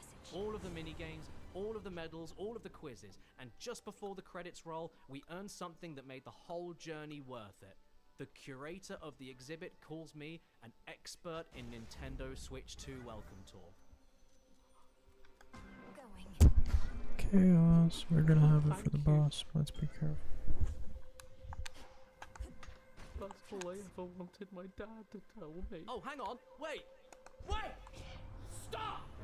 What about all of the lost junk I've been finding with my one singular pocket that can't fit more than one thing in at a time? Don't worry, I didn't forget, and you bet I can't wait to see what reward there is in store for this. Not just for doing all of this as its own separate task, but also for it being the final thing I need to do before 100% completion. Here you go.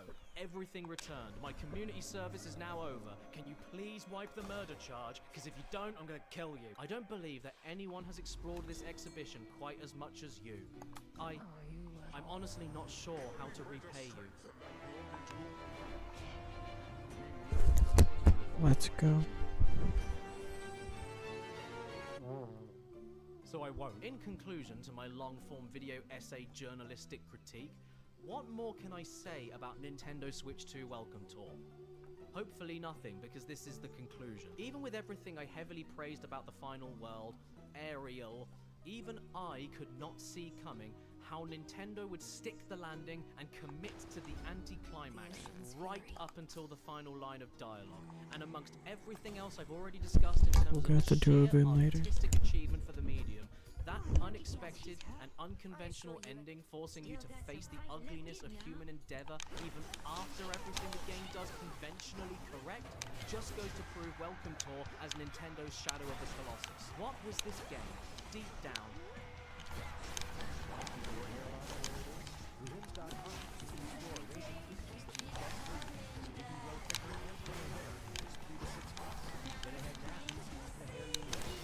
Get started today.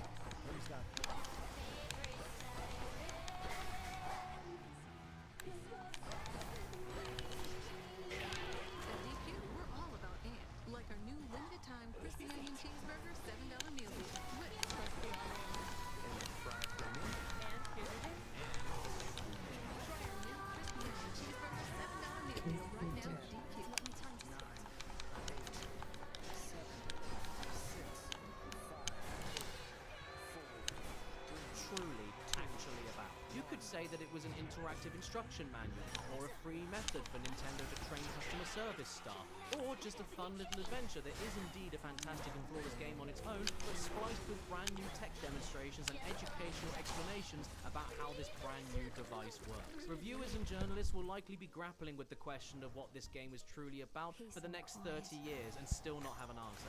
But I think this character here that appears at the end of the game sums it up better than anyone else ever could. Oh, now I get it. This was a direct look into the workings of the Nintendo Switch 2 console. As a game alone, it's superb. As a launch title, it's mind-blowing. But then when you take into account that just like Astro's Playroom on PS5, it's immediately available, built into the console, and for free, then you realize that it's as close to perfect as a video game can be. My total playtime on Nintendo Switch 2 Welcome Tour was 10 hours and 58 minutes. And was it worth it? Do I feel like any of my time was wasted? Not even for a microsecond, because I'm friends with Scott the Woz on Nintendo and you aren't. Should keep me company. What do you mean it's £8? It's not free. $10? Was it worth it now? No? Time to dry off. Let's do it.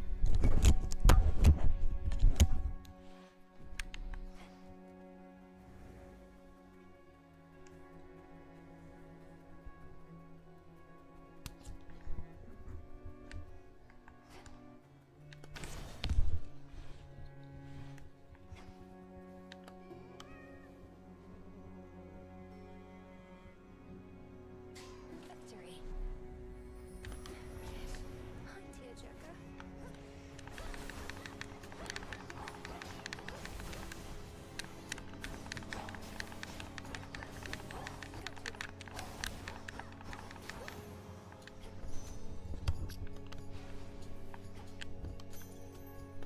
Flourish and reveal my path.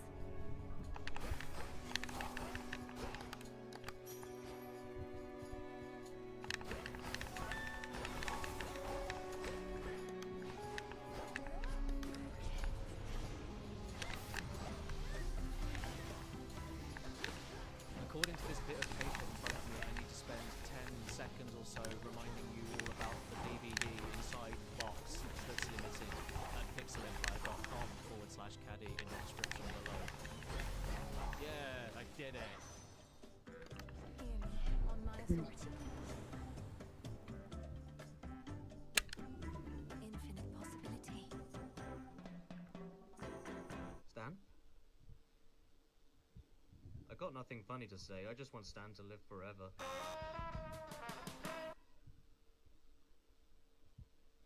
Excited because I've not seen what the 72nd is yet, so Think I can I'll see finally if go. there's light to stream. Given that I Jaguar, I want to see you take it from secrets. I do have fun with friends. I don't have it on hand, unfortunately. If you guys really want to see me play something with Jaguar, I can eventually do something like that. My mom's already taking a PlayStation with her, so I don't usually have space for that. What even is that?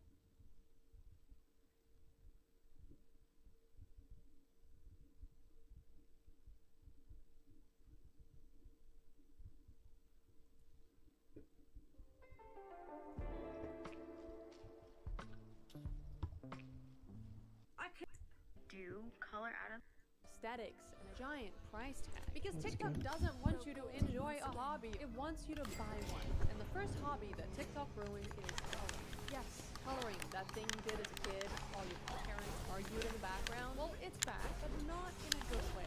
Because coloring now is kind of intense. Because right away, it feels like there's this pressure to take it super seriously. TikTok immediately pushes you these super perfectly blended, hyper aesthetic pages that make it very clear that this is not a casual hobby anymore, okay? This is art. And because everybody uses the same handful of coloring books, it somehow weirdly becomes this competition of who can color the exact same page better. And before you know it, you're not just coloring for fun, you're learning how to blend, how to shade, how to build a cohesive palette, trying to do cool effects like everyone else and realizing I'll never be good at coloring. Oh my god. When you spend all day coloring a page and you realize it turned out ugly. When coloring becomes too stressful because the other people are better than you and you get no views, so you just sit there slowly losing passion and talent. What do you mean you're losing passion over coloring? Like, this is supposed to calm your brain, not give you performance anxiety. She doesn't know it yet, but the coloring she spent hours on will only get 300 views again. Dude,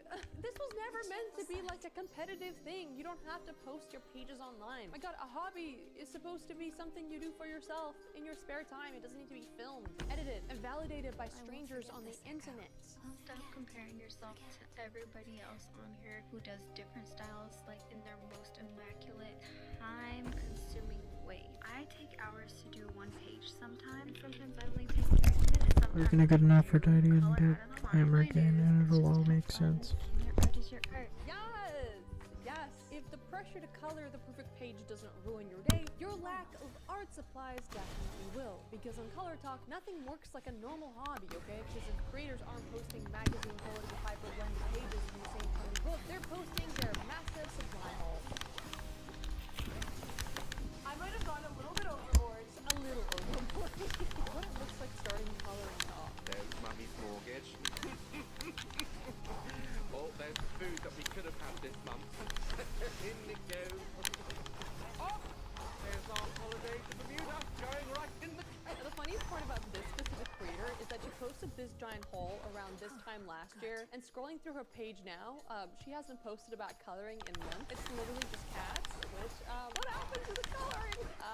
Yeah, so to me this kind of just feels less like a coloring hobby and more like a shopping hobby, because you really don't need all this stuff to color. If you actually love coloring, then the satisfaction of doing it is really enough. But for a lot of these people, it seems like buying the supplies gives them more joy than actually using it. Which is fine, you know, just do whatever you want with your money, okay? Just be aware that if you get on giddy, waiting for the Amazon man to show up, maybe that isn't the best long-term wellness plan. Retail therapy is not a substitute for actual therapy. There's Mummy's mortgage. And by the way, I'm not blaming the everyday creators who go all in on a new hobby, because do whatever you want with your money, right? I don't care. But I am gonna blame the influencers who push these absurdly expensive supplies as beginner must-haves. Because apparently you can't just pull out leftover coloring pencils you've had since middle school. No! Are you some kind of needy, evil peasant? No! Keep up! This is serious business now. So I think the perfect set is the 120 set of Oku hoops. It has a good variety of colors, as you can see, like you're able to shade with them. $200. Or if you want to go full out, you can get the 320 set. Okay, let's see how much the 320 set is. Special delivery for Yeah, you, I think I'm gonna stick with the first one. And then next you're gonna need some acrylic markers. These are for like covering black lines or adding details to your pages. 60. Okay. Then you're gonna need some coloring books. So I have 3 recommendations. Fuzzy Huga by Vivi Tinta. It's a very cozy coloring book. $6. I'm okay with that. And then there's also the Berry Coloring Fairy Dreams coloring book from Amazon. $18. Okay. And then if you're looking for something a little bit more higher quality, we got Bobby Goods. So this is on cardstock paper. It's on her actual website. 35. Okay. $318. This is the beginning.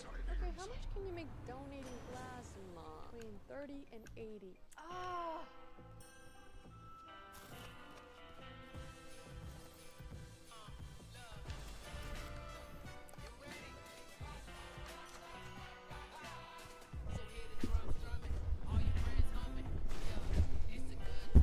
Let's go.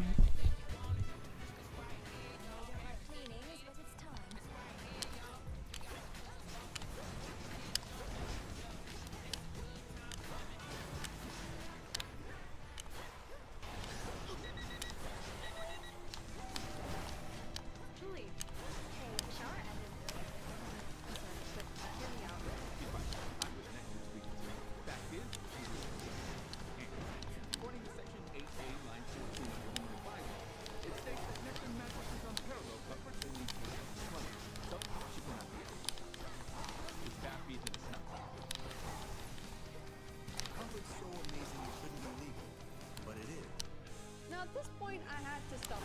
Why are all these people promoting the exact same markers and the exact same book? Are they doing We have been waiting for Overview to be back in stock here on TikTok. Look at all of these markers that I got off the TikTok shop. Do all of these people actually really care about coloring? Do they like it? Is it a hobby for them? Or are they just trying to make a quick buck off of the trend? Alcohol markers finally arrived, and I've been so impatient waiting for these to be. Click more shopping cart above the section. Set for yourself. Because it makes sense that they would push the most expensive products because they'll make the highest commission. So, I don't know, is the intention pure? But at the same time, I get it. People gotta eat, blah, blah, blah. And listen, I do not talk. This video is literally sponsored by Zocdoc. Take it away, Shiro. Before we keep going, I want to give a big thank you to our sponsor, Epic. Zocdoc. You know that moment when it's 11 p.m. and you're supposed to be asleep, but instead you're 5 tabs deep into why does my chest hurt and already planning your funeral? Last month, I convinced myself I had every disease the internet has ever indexed, and the reason was simple. I didn't want to go to the doctor. Not because I'm scared of needles, well, but because finding a doctor feels like filing taxes blindfolded. Who's in network? Who's taking new patients? Why does every clinic still want me to fax them? And then I found Zocdoc, which is a free website That's created kinda to help cool. people find appointments. Maybe if with doctors Carnos who are or in something network gets and close crazy, in distance. It's also great for 'cause you're people gonna be like using me a different who experience keepsake. anxiety when scheduling appointments by helping you choose the right provider for your needs. And it's so easy to use that you can just click to instantly book an appointment. And Zocdoc isn't just for one type of care. They have more than 100,000 providers across nearly every specialty, from primary care to dental care, eye care to urgent care to mental health and more. It's the one-stop shop for all your healthcare needs. You can just search for doctors in your area and book an appointment instantly. No phone calls, no awkward please hold music. And if you're picky like me, it even shows verified patient reviews and doctor bios, so you actually get a sense of who you're booking. I actually started using Zocdoc when I first moved to Austin, Texas, because every doctor that I called wasn't taking new patients. Zocdoc really helped me find one that is a network. Stop scrolling. Start small. I clearly have a bit of a colouring book addiction. I did some damage. This is the third order I have placed this month. I had to stop and ask, why are I convinced people like mental health every books anyway? A lot of this stuff ends up in landfill. Disrespecting Satan's in such a hole in good now. And off of Facebook Marketplace. I actually looked up some second-hand markers, and it's all there. A woohoo and everything. Lots of popular books too. I did some damage, so let's see what happens. Speaking of books, let's talk about Book Talk, another hobby that TikTok is completely doing. So Book Talk actually pushed 59 million book sales in 2024, which is up from 13 million. Which, I mean, on paper sounds amazing, right? I'm so happy that people are finally reading. But when you look into it, the reality is much more grim. Because most of those books that are being sold aren't actually being read. They're just being collected. Let's do a book haul. Okay, so 99% of the books that I got, I know nothing of. Only know what I know from TikTok reviews. This lady bought an entire library in one afternoon because the algorithm told her to. So yeah, this is my book haul. Let me know which ones I should read first after 10 o'clock. And if you recommend yourself, that is. She's never reading all these books. She knows it, we know it, and God knows it. At some point, we have to admit, okay, this is not a reading hobby. This is a buying hobby. Book buying has genuinely become a separate hobby, completely detached from reading itself, and Book Talk celebrates it. And people don't even try to hide it. They say it openly. Reading books? Definitely a hobby. Buying books? Not reading them? Buying more books? Also a hobby. As long as donuts were made into rings, needles were tossed for more cotton. But one day, there's no like pine. A boy said, hey, this one's mine. Dunkin' Mustard is so small. Suddenly, the best bites of all. The holidays were undone. How well did you sleep last night? If not great, come in and see us at the Mattress Showcase inside American Factory Direct. See up to $500 on the Tempur-Pedic Smart Face sensor with up to 60-month special financing. Plus, get a free Venmo bundle gift with purchase. And buy it today by 4 p.m. Get it delivered same day. Only at your Tempur-Pedic Mattress Showcase inside American Factory Direct. I'm so Better rest for more go. Scroll Book Talk for just 10 seconds and you'll see the pattern. It's polls, aesthetic shelves, reorganizing videos. That is the content, okay? I'm actually reading of the books. That doesn't really happen as much as TikTok would like you to believe. Book Talk isn't just encouraging people to read, it's encouraging them to consume at the same pace as fast fashion. There are authors with 100 books where they come out with a book or two a year, and you can kind of feel that like they're feeding into the market instead of like actual writing, whether it be that there's not enough editing, the story doesn't make any sense, there's no plot. Creators feel pressure to post constantly, but reading a whole book takes time. So instead of reviews, discussions, and actual opinions, Book Talk has defaulted to the fastest form of content. Oh, that's basically with my music. Yay, so like once again, somehow managed to create a community. I mean, it's the exact same cycle we saw with the 2010 YouTube and Shein haul, except now the fast fashion is books. Nobody has time to read them, so the only thing left to post is, the buying of them. I did some damage, so let's do a haul. Okay, here's my birthday book haul. We're gonna do this better. Hey to these creators, again, building a giant library full of books is awesome. It's my dream. I'm genuinely jealous. I rent. I physically cannot own a library with that many books unless I want to fall through my own floor and end up living in the unit downstairs, okay? And some of these setups are insane. I mean, this Book Talk creator literally has handmade shelves for all of her books. It's been a very long time since I've addressed this, so Here she comes. let's get into it. So all my shelves, I actually built on my own. Like we went out, bought every piece of wood, sanded the wood, painted the wood, measured all the shelves out. We hand cut every single curve on these curved shelves. She's actually built all of this in just 2 years. And my question is, how do you fill up all of these shelves with that many books in just 2 years? I think I have legitimately reached the place where I have no more space on the shelf. Like I am stacking books on top of each other just to get stuff to fit. No, it's about curation, which should take a lot of time, effort, and luck. It's about finding rare gems inside the streets of a random bookstore in a random city, okay? A collection should contain things you've interacted with, not things you bought because they were trending on the app that day.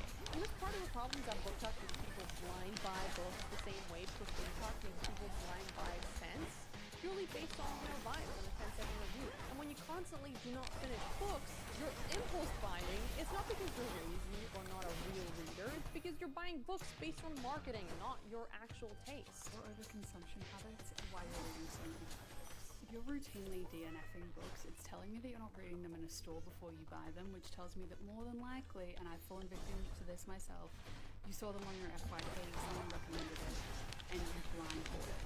Publishers are getting the feedback that people are buying a lot of these books, that these marketing techniques, that these writing styles are successful, and then because they're an industry, they are incentivized to pick up more books like that book that you will probably continue to blind buy even though you don't like them. Good books have always existed alongside other books, but if there is a trend in the books that you are purchasing, that it turns out that you don't like the way they're written, or you don't like the plot, or you don't like some other element of them, or you think they're not as good as a book you read 10 years ago, you are contributing to the problem by continuing to tell publishers to option and publish more of those books. There's definitely a problem where people are pushing, and by people I mean influencers, are pushing books because they are paid to do so that are probably not that good.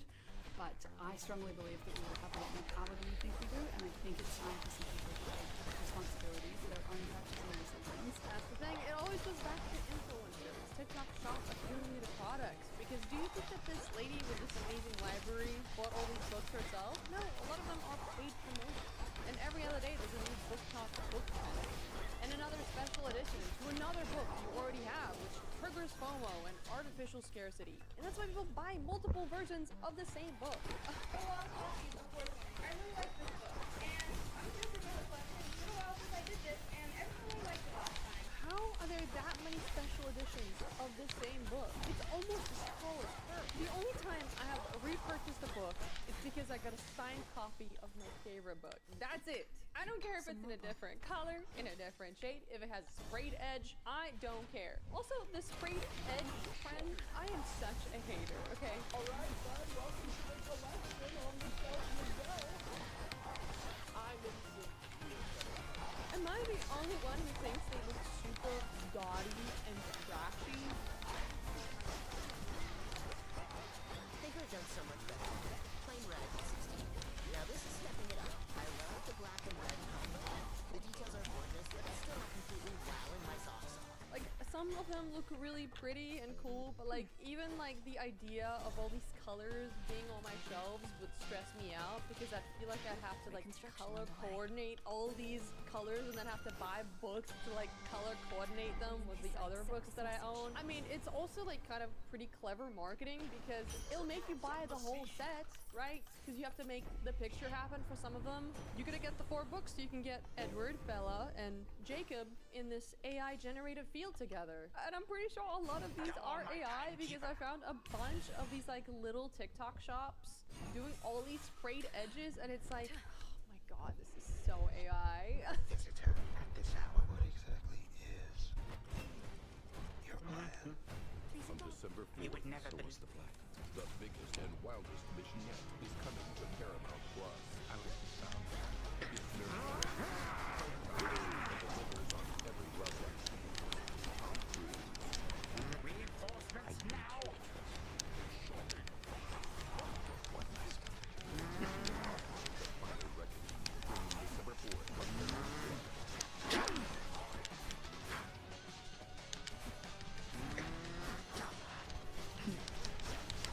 Escape the sad lunch. Jimmy John's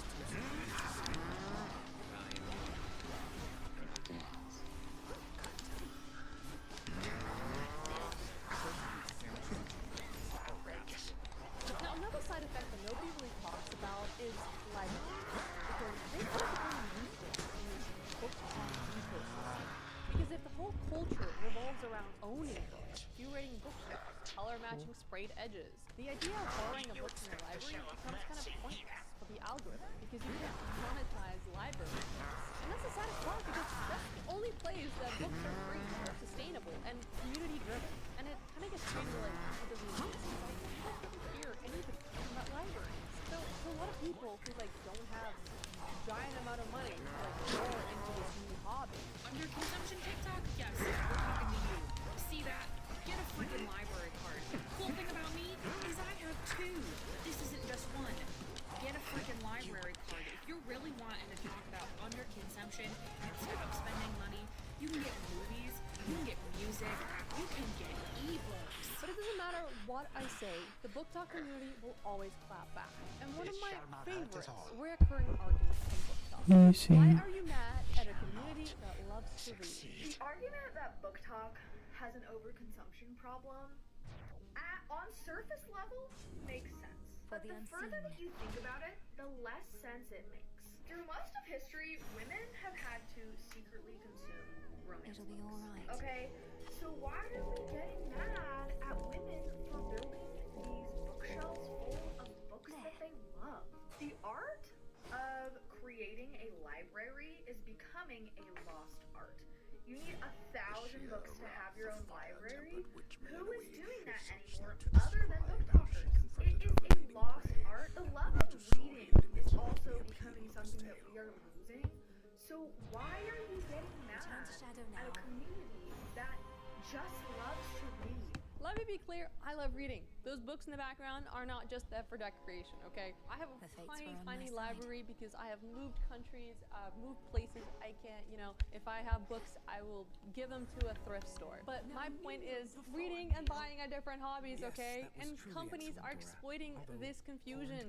Another thing that book talk girlies love to do is tell you that you're basically illiterate if you're not reading 100 books a year. Don't you stop with saying that reading 100 books a year is over-consuming. I am a self-proclaimed slow reader, and I can easily knock out 100 books a year.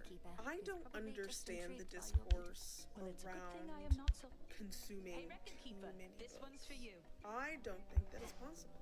And quite frankly, to police reading seems fascist. No, oh my god, nobody. You know what? Buy whatever you want, do whatever you want. My god, this is just a discussion, okay? The thing is, though, 100 books a year is fucking insane. That is absurd. 100 books a year is just 2 books a week. It's not an insane number. I agree.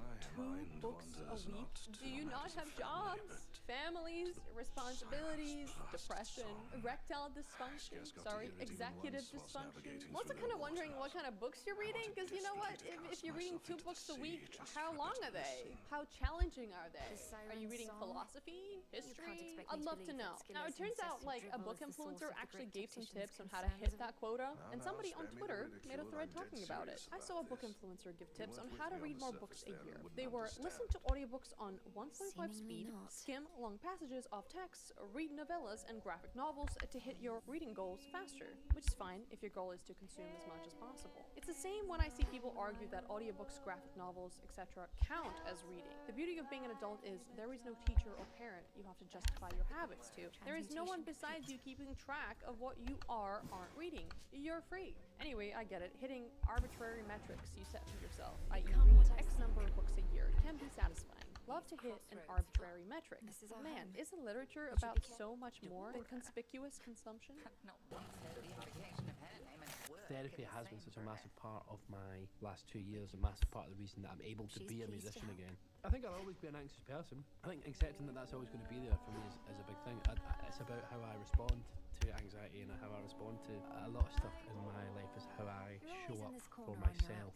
I have neglected to look after myself in the past, both mentally and physically, and I have made wise words. I read 100 books last year because I saw everyone else setting those kind of reading goals the year before, and I was like, oh wait, I do that. But it sucked ass. I thought it was a challenge. I wanted to impress myself. I wanted to stay on top of the conversations that were happening. I finished a lot of books that I hated simply because I didn't want to waste the time starting a new book. People spent years of their lives on these books, and I would be annoyed at the last 25% because I went over my allotted 3 days of reading time. I want to savor a book. I don't want to feel rushed through it. I just think reading shouldn't feel like I'm cramming for a test that I'm never going to take. Now, I just want to say this, if you don't regularly read or if you haven't read in years, that is completely fine, okay? Finishing one book should be a massive achievement. You should be proud of yourself. Every time I finish a book, I'm like, yes! Especially in a world where shorts and TikTok exist, you know, they're always distracting. You know, your only goal should be to just read more, even if it means 3 pages before bed, which is what I usually do, and then I just walk out because I'm tired. My god, read 1 book a year, read 50, read 300. Who cares? But just read more. I do want to say, it's not all bad. I do love that we're reading more. I love that women are reading. I do just want us to explore maybe more classics, different genres, you know, try to explore beyond the TikTok shop influencer algorithm. And sometimes even indie authors go viral on TikTok, like this one. Everybody's asking my dad and I this, and we wanted to tell you guys first. I'm literally just about to cry when I tell you this, but after months, years, decades of no sales, my dad has sold 65,000 copies of his book this month. I mean, so many people have rediscovered reading and improved their mental health because of book talk, so it's not all bad. And if I haven't said it enough throughout this video, I just want to make sure that you know that it's good to have hobbies like coloring and books. I'm more concerned with those that are performing the hobby instead of actually doing, usually with the intent of being a written influencer rather than a reader or an artist. And it sucks because a lot of people get sucked into that aspect due to TikTok or even YouTube. TikTok Shop is literally an MLM. And it feels like people care more about looking like they're a part of the hobby than actually doing the thing. So yes, you don't have to perform for the algorithm. You don't have to let anybody know that you're coloring or reading. Just do it for yourself and do what makes you happy. And spend money on whatever you want. I love you, and thank you to my beautiful YouTube members. Please join if you want exclusive videos every month, and I'll see you on the next one. Glad we could do this.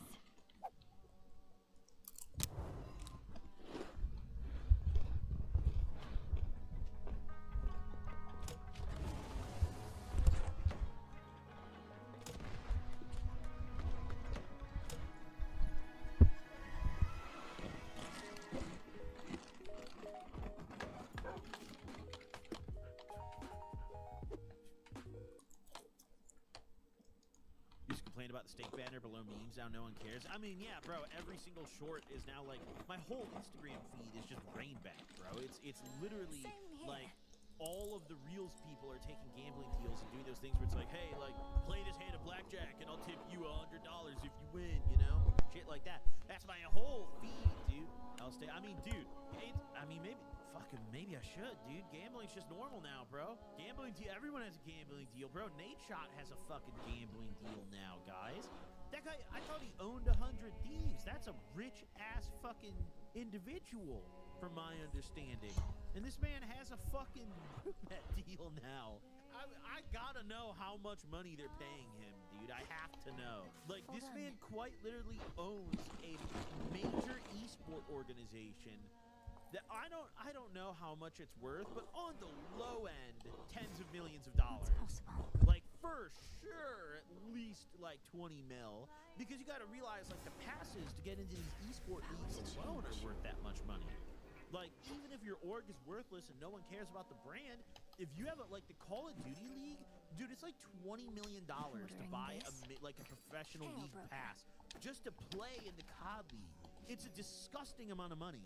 It's a disgusting amount of money, dude. I remember when I was at Pine Park, when I met Hex, it was like one of the first times I met Hex, and he had like a phone call to take. Like after we finished filming, he was telling us, oh, I gotta go, like, we're like negotiating something about like our COD League pass or whatever. It was like $20-something million is what he himself said it costs to get like one of those passes on the league. So like any esports organization, you guys got to realize, even if they're losing money, they're still worth a ton of money because they have those passes. Those are very, very valuable, right? So like for someone like Nadeshot, who's that wealthy, that guy is rich.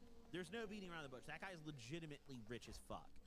For someone that wealthy to take a roulette deal, it's one of two things. It's either A, they're paying him an ungodly amount of money, unbelievable amount, like probably millions of dollars every month, or B, he just doesn't give a fuck, which I don't know. I mean, he had to have known. As a content creator, I think any creator knows that, like, when you take a gambling deal, you are selling your reputation. Like, every content creator knows that, right? So for someone of his status, Nadeshot is very high up on the totem pole in this space.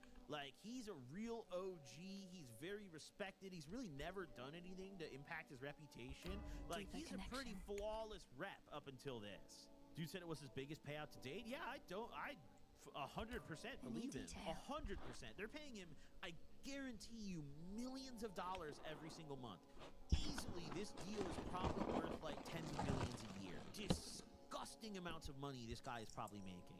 And when you look objectively at, like, okay, how many Twitch viewers he gets? He gets what? Correct me if I'm wrong, 5,000 to 10,000? That's in the scheme of Twitch viewers, not that crazy. Granted, I mean, with all the bot shit going around right now, who knows who has real viewers and who doesn't? Nadeshot tweeted about this today. What did he say? I actually haven't seen it. Oh, he did. He posted a long-ass video. Wait, hold on. Wait, we need to watch this, dude. I actually want to watch this. Hold on, we're gonna watch this. All right, we're gonna watch this real quick because I actually want to see. You guys got to realize Nadeshot. So for those who are uninformed, the reason that everyone is pissed off at this guy right now, this is one of the greatest esports players of all time. This guy is a legend in the space.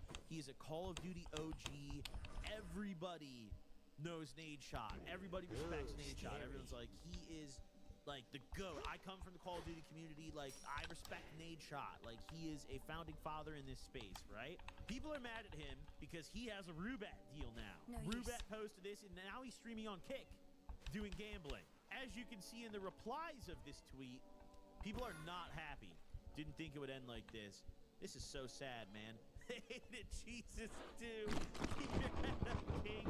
Yeah, that's actually a banger. That's gonna get a like from me. And then he just said, peace out.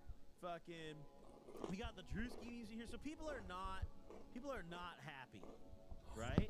People are not happy about this. He has finally acknowledged this in a statement. Before we even start this video, in regards to the recent 100 Thieves layoffs and gambling streams, the worst part about this is the timing of it. He accepted this gambling deal the exact same day that the esports org he owns, 100 Thieves, did like a huge wave of layoffs, and they laid off like some of the very publicly respected people in 100 Thieves. It wasn't just a bunch of like, you know, interns that people didn't really know. Like they laid off like people that have thousands of followers that people publicly recognize that work at the company. And on the same day, this guy just took a roulette deal and is on stream like, I just got the biggest payout of my life, baby. So I mean, the worst set of circumstances ever. Just the perfect storm to get canceled, dude. I also want to say, look at this man's face right now. Look into his eyes real quick, okay? That's the $100 million stare, okay? There's nothing left anymore for this man, okay? He owns a major esports org. He's won a Call of Duty championship.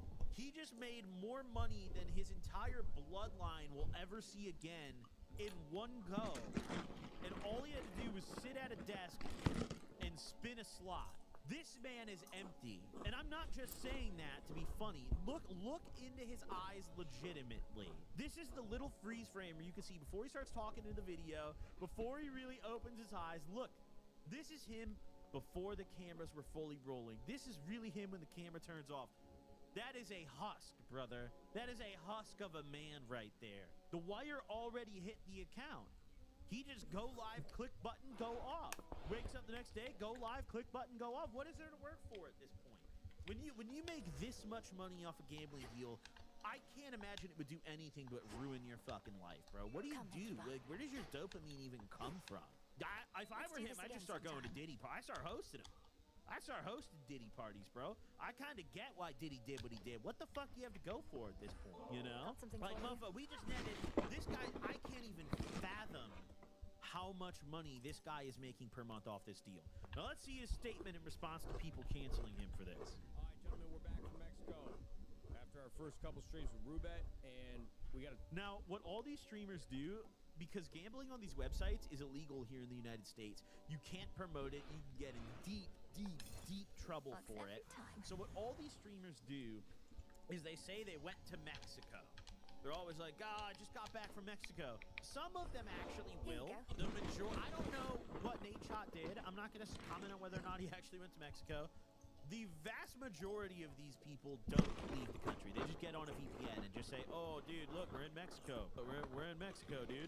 Talk about some things, because I got on Twitter, whoa.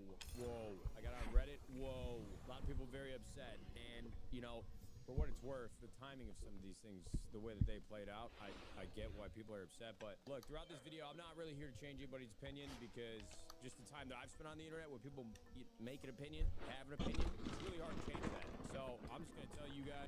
And I want to make it clear, I think it's one thing to promote sports betting. I don't view sports betting in the same light as this kind of online gambling. This is a whole different beast. Sports betting, in my opinion, there's two reasons I say that. A, you were just objectively betting on a game, right? Whether you do like some DGen-ass parlay or you just do like a normal sports bet, it's kind of harder to rig a sports bet, right? Because everyone saw the game and sees the outcome. On these online gambling websites, what's the oversight on these, right? No one knows how legitimate they are. All these websites have the provably fair sections. Who's actually auditing this, though? You know? So I view this kind of gambling and this kind of promotion of gambling as worse than sports betting, in my opinion. And that's just someone who's done online gambling, who's done sports betting, who's done in-person gambling. I think online gambling is like the final frontier, dude. That's really fucked. You lose all the fun, like sports betting. It's like, okay, well, even if I lost, I got to watch a game, I got to enjoy it, maybe got a little more excited for it because I had some money online or something, you know? I linked up with my friends. We all put $20 on the game or $100 on the game and just drank some beers and had fun. There's not really any memory created or fun had with this. This is like peak DGen addict type of gambling, which is why I kind of stay away from it. It takes away all the benefits. It's the God's honest truth, and you can believe me if you want. It is what it is. I'm not here to be dismissive or condescending or passive-aggressive about any of this. I just want to give you guys exactly the way that I see things, the way that things happen. All right, just to be clear, I am not the CEO of Unfeasing. I don't go into the office that's in LA. I live in Texas now. I haven't been the CEO of Unfeasing for almost 2 years now. And I attend about 4 meetings a year. Our last board meeting was at the end of July. Okay, I'm not gonna lie. Doing a cut com apology is kind of crazy. Am I tripping about that, guys? Doing a cut comp for your gambling apology is kind of crazy. I feel like you should have just ran a quick little 5-minute apology, bro. Like, what do you need? We got a cut comp right now. And that is the last communication besides off-season roster stuff that I've had with the executive team at 100 Thieves. Why I think that's important is because when I got to Mexico, which was on the 4th, the morning of the 4th. Bro had to check the fucking Bitcoin wallet real quick. Fucking, when did that fucking hit, dude? When did I get 3 confirmations on that fucking 100 Bitcoin transfer, dude? I got a text on the 5th, Friday morning, that they hope I'm enjoying Mexico. Oh, shit. With an update that they were letting 12 people off that day. The last board meeting that I attended in July was there was a conversation that we might have to lay off a few folks. Now, in no situation in the regular playoffs that I've had in the past when I was at the helm of 100 Thieves, I don't enjoy that. I take no pride in that. It is the worst thing that I've probably ever had been a part of in my career. All right? And when we've done those layoffs, I always say when I talk about it, I know that it's not bad for me, and I'm not complaining about my job and what I had to do to be involved in those layoffs. I'm honestly ashamed of it, right? The people that are affected by those layoffs, those are the people that we should feel empathy for. And for the folks that were laid off from 100 Thieves this time around, I have to hear you want for less. Sweetwater Cybernetic. Save big on musical listening, recording, content creator bundles, and more. Plus, enjoy up to 48-month financing and qualifying purchases. Fast free shipping included. Shop now at sweetwater.com. Hestia. The city of a deer. I use PayPal to buy this ticket. I'm paying it off over time. No fees, no interest. You know what else has no interest? Me. You can pay your own way. Excuse me, sir. Yeah. The captain needs you back in the cockpit. Oh, yeah, sir. What?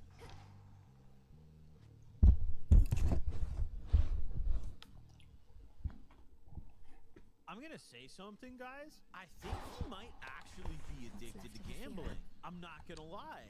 I think Nade Shot might actually be addicted to gambling because, listen, I mean, obviously knew this was gonna be horrible. He knew this was gonna be horrible. I have a theory. Listen, guys, the amount of cases that this guy was opening in Counter-Strike every day, I think Counter-Strike case unboxings are what really started it for him. This guy unboxed a $20,000 pair of gloves in Counter-Strike on one of his first cases was one of the worst things that has ever happened to him, right? And let me explain something else about Counter-Strike to you guys. I play a ton of Counter-Strike. I played all day yesterday. Counter-Strike is not a cheap game to open cases in, and specifically the kind of cases he was opening. For example, think of like a slot machine, right? Like to open a case of Counter-Strike, it's a slot machine, except every time you get something. Imagine you played a slot, and every time you at least hit a 1-cent win. You never walked out with nothing, no matter what, right? Now, Nade Shot was opening these cases that cost anywhere from $15 to $20 per case, and those were the glove cases. He was also opening weapon cases, which are $120 per case. He was opening Bravos, which are $65 per case. So imagine he's sitting in a slot machine and he's spinning it, and every spin costs anywhere from $20 to $120. And he's streaming this for over 12 hours a day for 7 days a week, if I remember correctly. He was doing it like every day a week. And he's also quick opening these cases. So what that means is it's like, you guys ever set a slot machine and you like press the button really fast, like to get your spin over with because it was just your last spin or something and it ends immediately? That's what he was doing. So he was doing it even faster. Imagine every splits every 2 seconds. Ding, $25 gone. Ding, $25 gone. Ding, $25 gone. So like, guys, as many viewers as Nade Shot had, as someone like myself who has an understanding of both streamer economics and Counter-Strike economics at a basic level, I actually don't know if he made money on those streams. A lot of people were kind of justifying his case opening streams by being like, well, he, is making money on them. It's okay. Guys, I barely break even on my CS opening streams, and I go way less hard than him. I open like a few hundred cases, and I barely break even. So I'm pretty confident that he did not make money in those Counter-Strike streams. Obviously, listen, 100 Thieves is having layoffs, the company that he still owns probably isn't doing super well. He might have needed the bag, coupled with the fact that he now has this newfound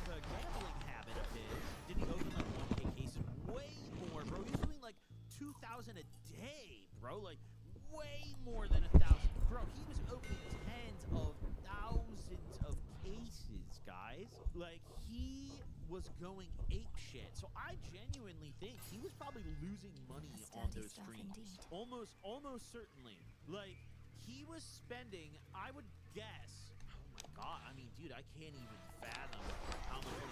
You guys have to realize, he basically went on a marathon of doing the biggest unboxing streams in Counter-Strike history. Like, there's not, but Trainwrecks might be the only person on Earth who could rival what Nadeshot just got done doing on this Counter-Strike streams. Obviously, this guy single-handedly drove the market up for cases exponentially. It's corrected a little bit now with the trade update, but, like, cases were going nuclear when Nadeshot was streaming.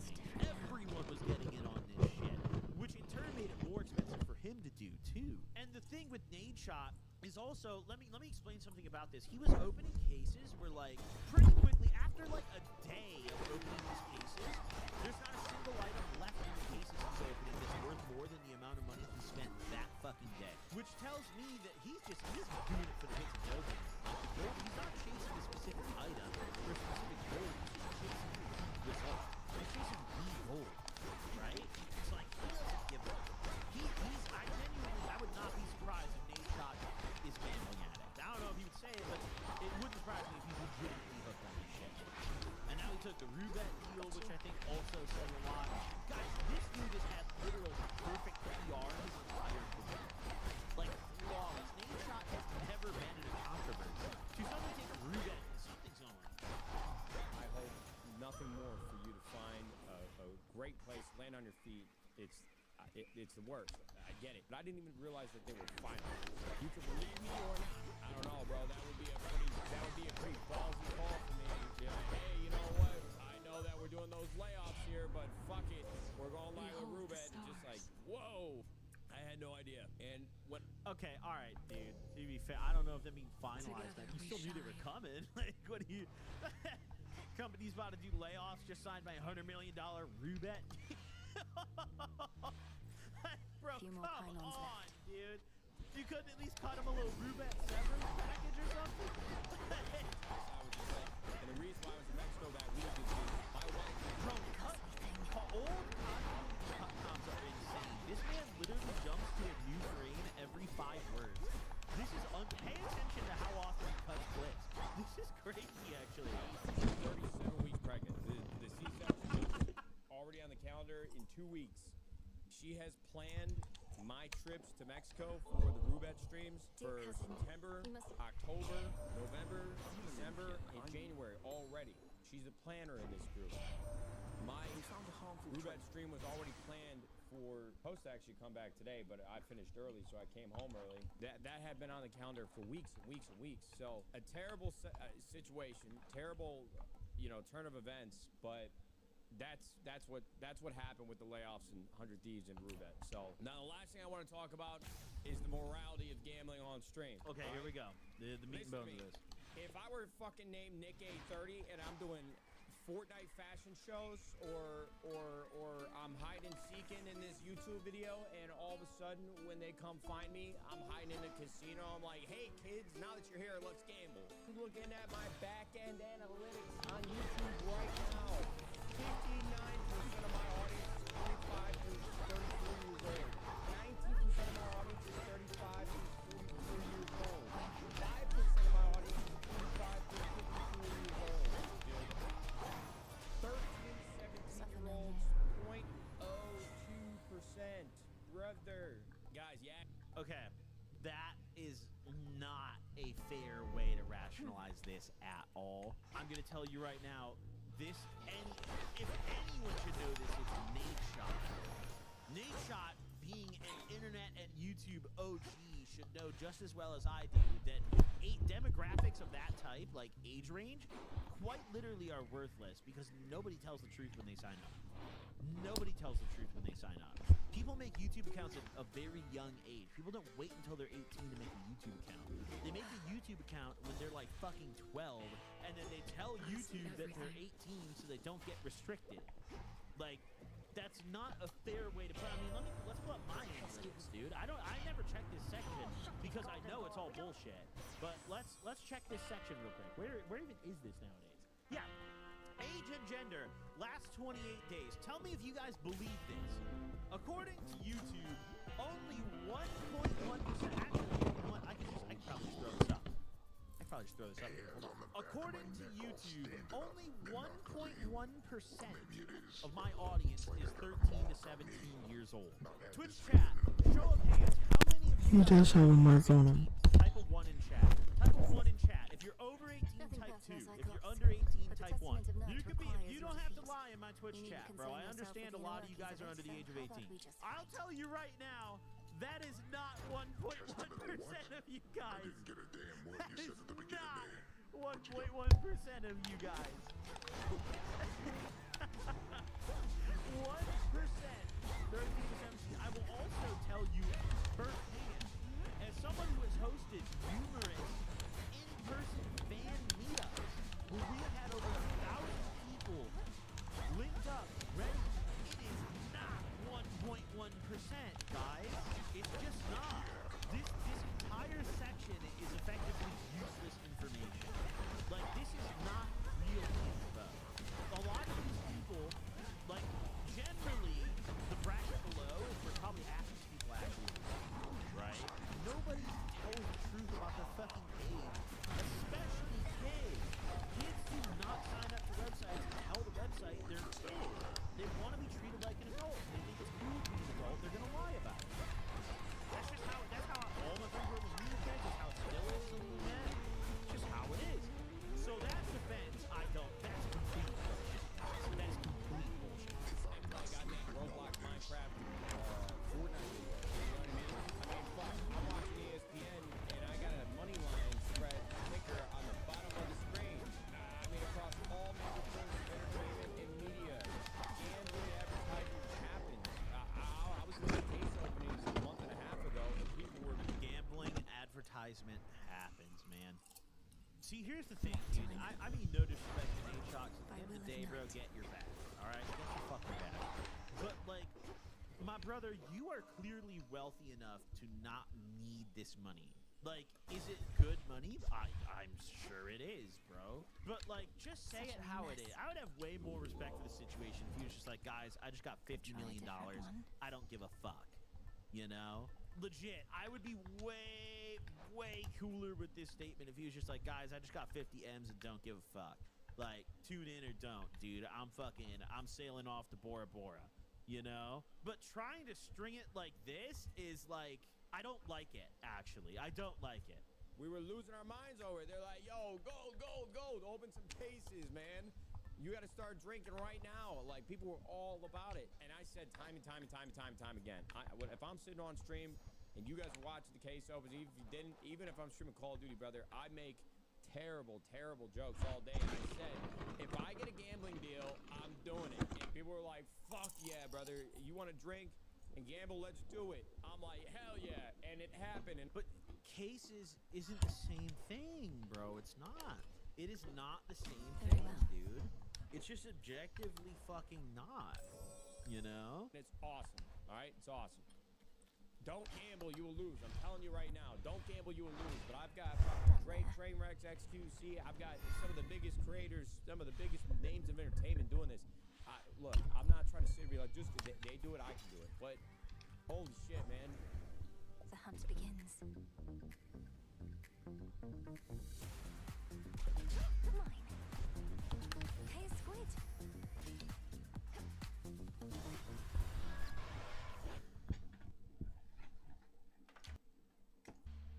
Want to keep your hairline where it is? Through Hims.com, you can explore a range of treatment.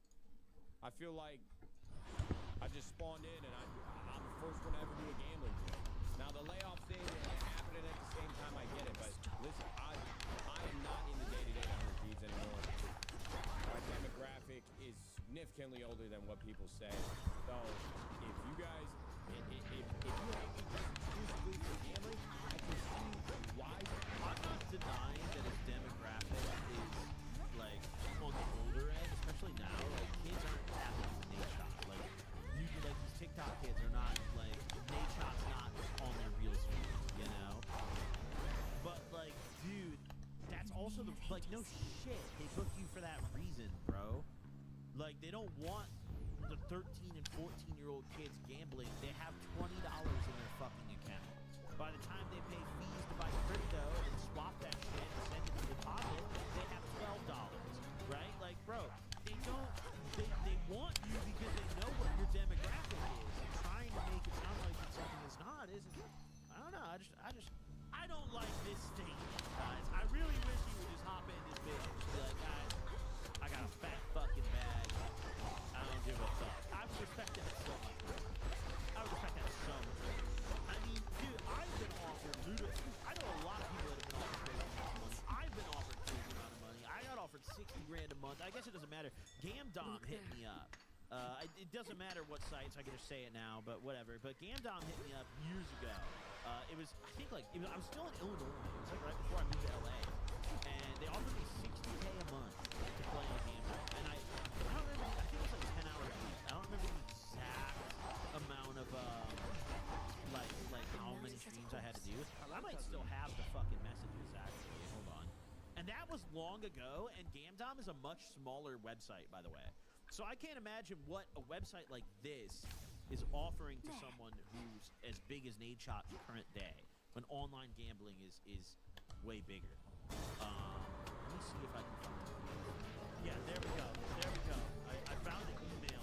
I added the guy to Discord, but yeah, they sent me like this whole offer. They offered me $60,000 a month when I was way smaller, beginning of 2023, way smaller content creator, to play on Gamdom. And it's like, for me, listen, guys, I'm very fortunate that, like, I only need a few things in life, okay? I need weed, I need video games, I need my apartment, and I need my car, and I need my cats, and I need them all fed. And thankfully for me, that doesn't require a super ludicrous amount of money, right? It doesn't. So, like, my quality of life, like, guys, I make very good money, don't get me wrong. You guys support me, I make very, very handsome amount of money, right? I'm not gonna sound broke or anything, but like, there's a quality of life difference that happens, right? Up to like 10 grand a month, right? Up to 10K, quality of life is skyrocketing, bro. Like 1K to 2K a month, you go to 2K to 4K a month, bro, you're balling. 4K to 8K a month, dude. I might go buy a suit. I might go get fitted, right? Please don't dwell and on it goes up, and it goes up. 10K a month hits. This is back in Illinois, mind you, and it kind of plateaus a little bit. It's like, all right, well, I mean, I got my car, I got my rent's paid hella in advance. I don't want to buy a house yet. I got all the weed. I buy video games. I have no intention of playing anytime soon, just because I can.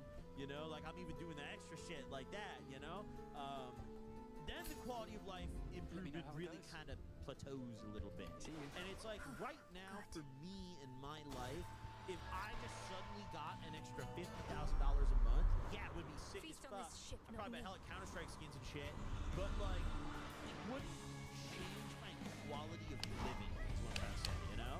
And that's how it is for a lot of these content creators, right? Like Nadeshot, you probably not gonna see one. I don't think this would change his quality of living. He's already loaded. He's already a fucking multi-millionaire. He's one of the biggest esports organizations in gaming. That's a major asset, you know? Like, that's a major, major asset. His study for quality of life did not improve much past the 100K. Yeah, it genuinely does not. Unless you're, like, a very materialistic person and you want, like, a Rolls Royce, you want a mansion in the hills, you're gonna rent that shit. I have homies who rent fat-ass houses out here for, like, 15K a month, and they just light all their money on fire. And, like, they just do that. Like, that's just how they want to live. That makes them happy. For some people, that's what it is. For me, it's like, I'm totally content living in a small apartment and just smoking weed and playing video games as long as everything's paid for. You know? That's, like, what makes me happy. I enjoy doing that. Maybe I have some money to go out to dinner or hit the bar with the boys, but that's it. You know? That's just what improves my quality of life. But it, you know, just kind of renting it if you don't know it. That's how I disagree. Especially in a place like LA, I think renting is I think renting is chill. You're gonna take tax bracket and again, I'm not trying to say anything about you guys. All I'm trying to say is that quality of life plateaus after a certain income level, which is true. I'm not saying anything. So yeah, I mean, content creators who are already, if there's a content creator who's like middle ground, like they're not really balling or something, and they take gambling, you're like, fuck it, bro, yeah, get your back. Right, get your back. But I think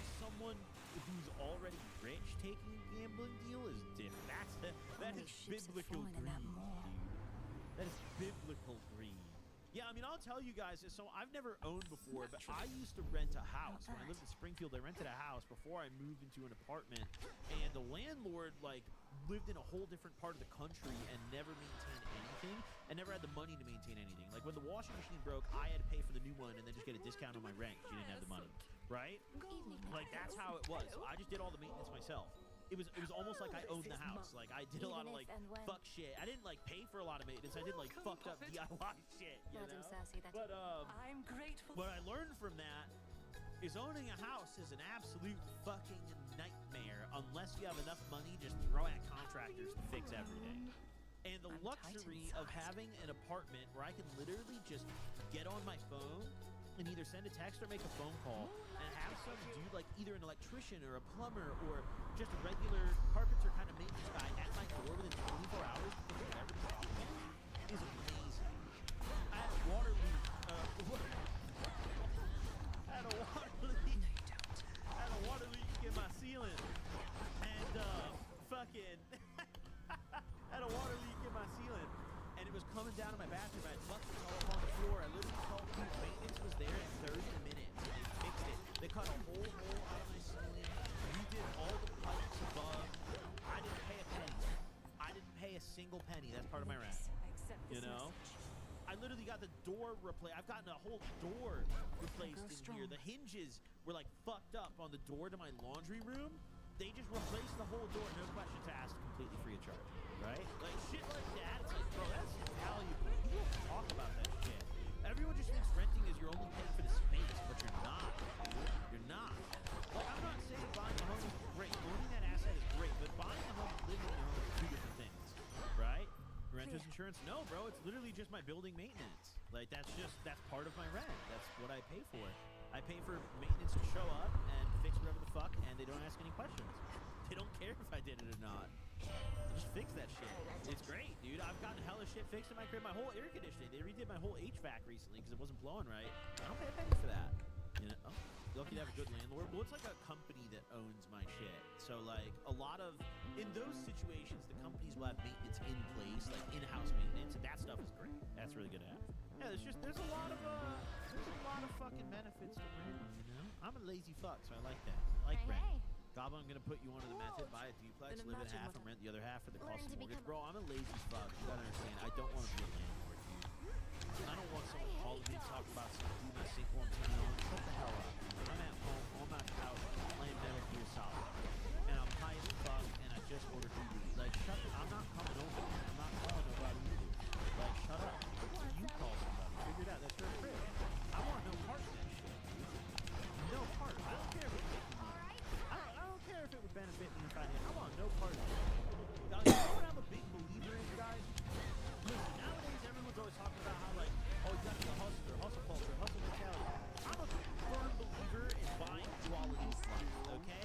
Use your money to improve your quality of life. Don't go buy a bunch of houses and create a bunch of headaches and have to maintain all your properties and you're a landlord and all this shit just because you had the dream of passive income. No, motherfucker. Let me tell you something. I buy shortcuts. I buy time savers. I buy quality of life improvements, okay?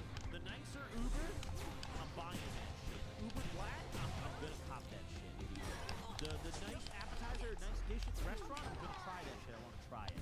The better brand of product, I'm gonna buy. The convenience things, the time savers, especially like when it comes to travel, all the time travel. You fucking buy better single planes so you get off that easily every time. Anything back to me for a half hour when you get off. Fuck yeah, I'll pay that money.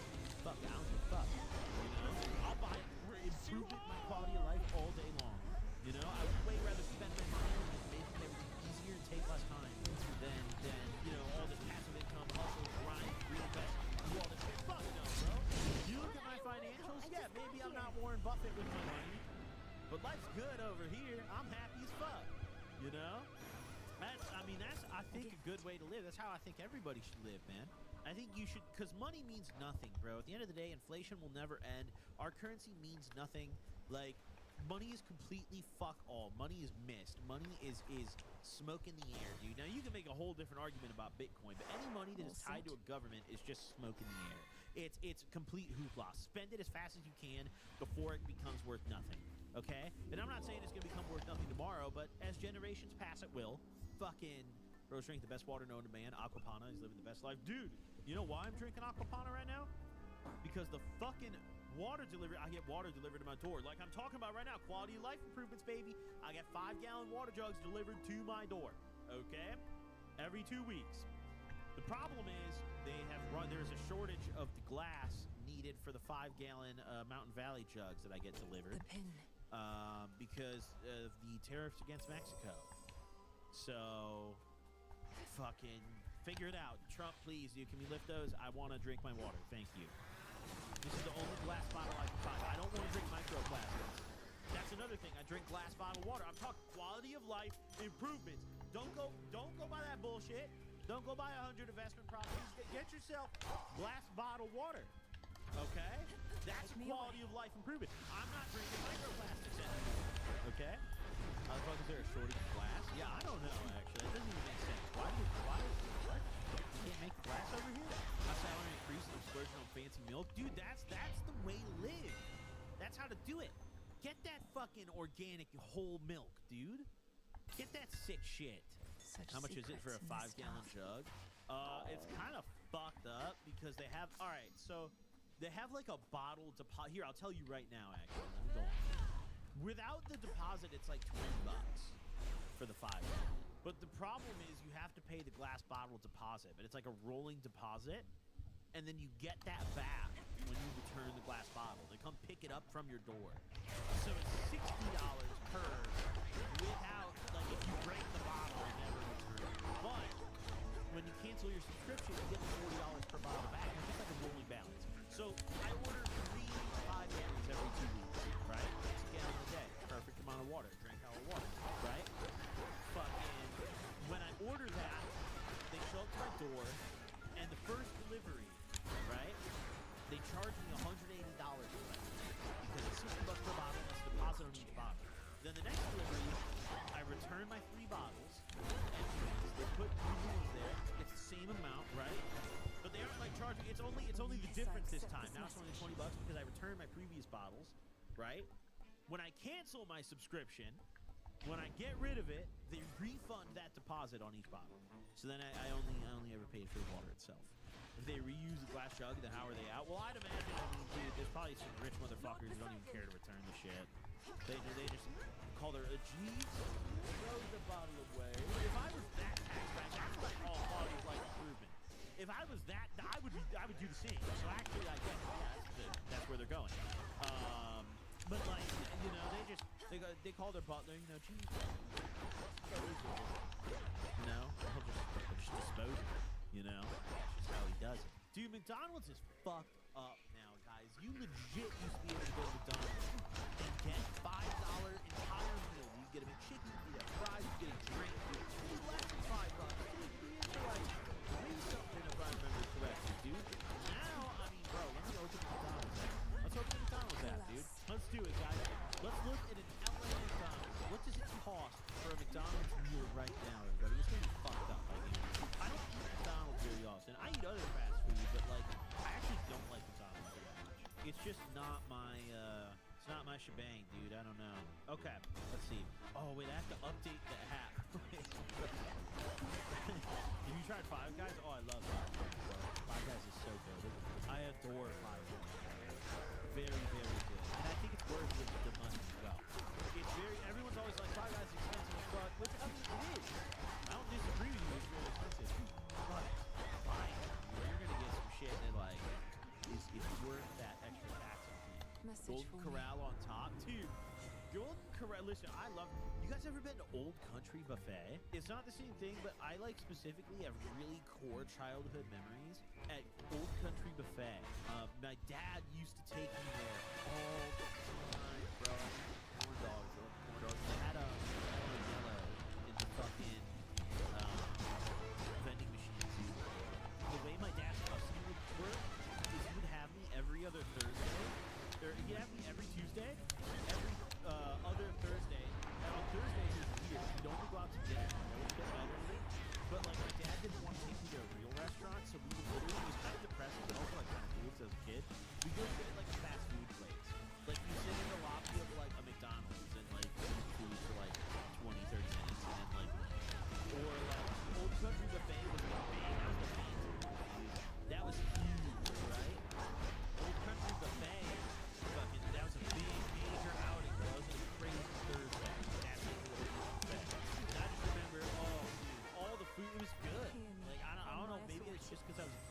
I remember liking the mac and cheese a lot.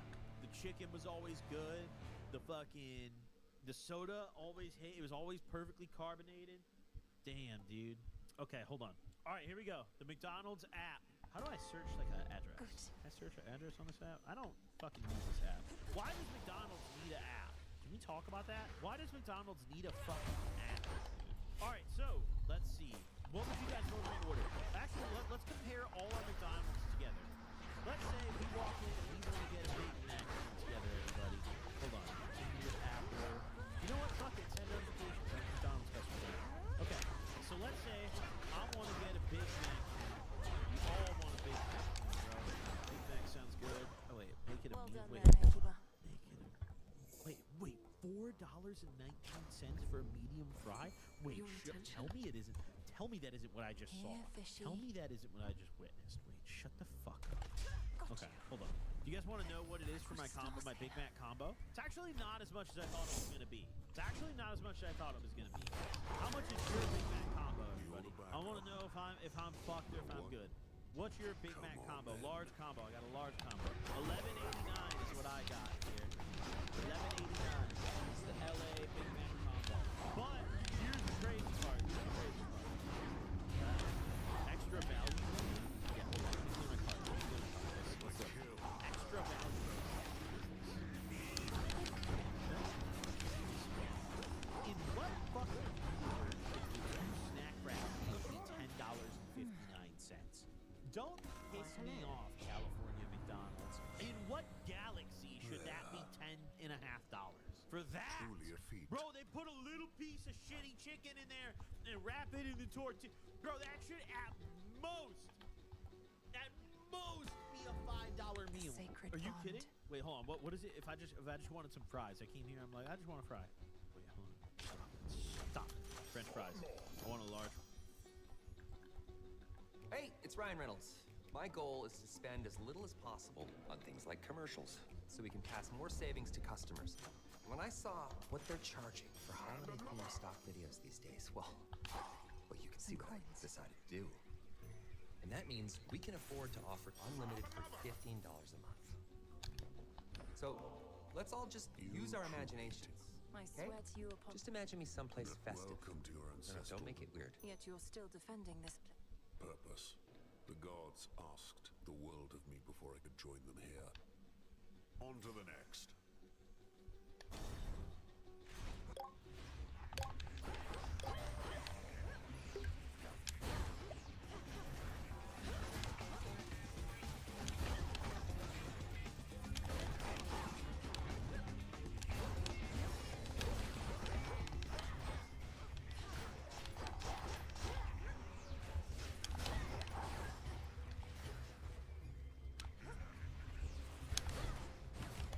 Wait, hold on. I want a large fry and I want a McChicken, bro. That what I used to get when I was young, bro. I want a large fry and I want a McChicken, dude. Hold on. And I want a bevy. I want a bevy because those should be $1, right? A bevy should be $1, right? Large fry, McChicken, large Coke. Does anyone have a guess? Does anyone have a fucking guess? Chat, let me say something before I present to you this number. When I was young, you could go to McDonald's and you could achieve this for less than $5 typically. It would be like $4 something. In the name of I Hades. vividly remember this exact order. This exact order. I lived on this, bro. Sometimes I swap out the fries for another McChicken or two. Just stack up the McChickens and a drink. Fuck it, bro. I used to live on this shit. Right? Buddy, this is $11.77. The large Coke is $2.79. The McChicken is $4. The fry is $5 on its own. You can't even use a 10 for this one. You can't even use a 10 for this, bro. I used to leave the crib with $20 on it, dude. For something to go to this exact thing, I pull up to the club's house, we drink in hand, get a bevy for him too if I want to get my backpack fat, and then I use the other $15 I have to buy some fucking weed. Sometimes times are tough. I'll use like $10 to buy a 10-sack of weed, and then I'll put $4 in the pump and use the last dollar for a pack of Switchers at the counter. I'm out. We're out for the day, baby. In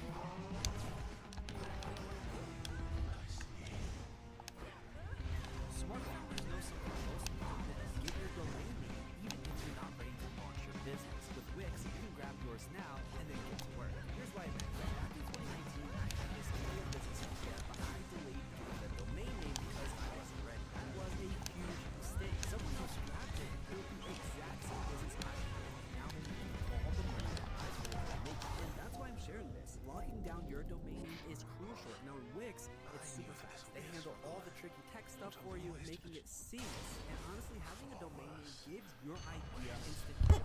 A domain name isn't just a name, it's a way to claim your space. Chat, I'm gonna cut to the chase, okay? Today we're doing something special. Today we're doing something that I've been wanting to do for a little while, and I think today's a good day to start it, okay? This is something that is gonna take us many streams to complete, but we're gonna stay committed and we're gonna do this, okay? I am very excited for GTA 6. I can't wait for GTA 6. And today, on Steam and my Steam library, I noticed that they put the enhanced edition in my library for free of Grand Theft Auto 5.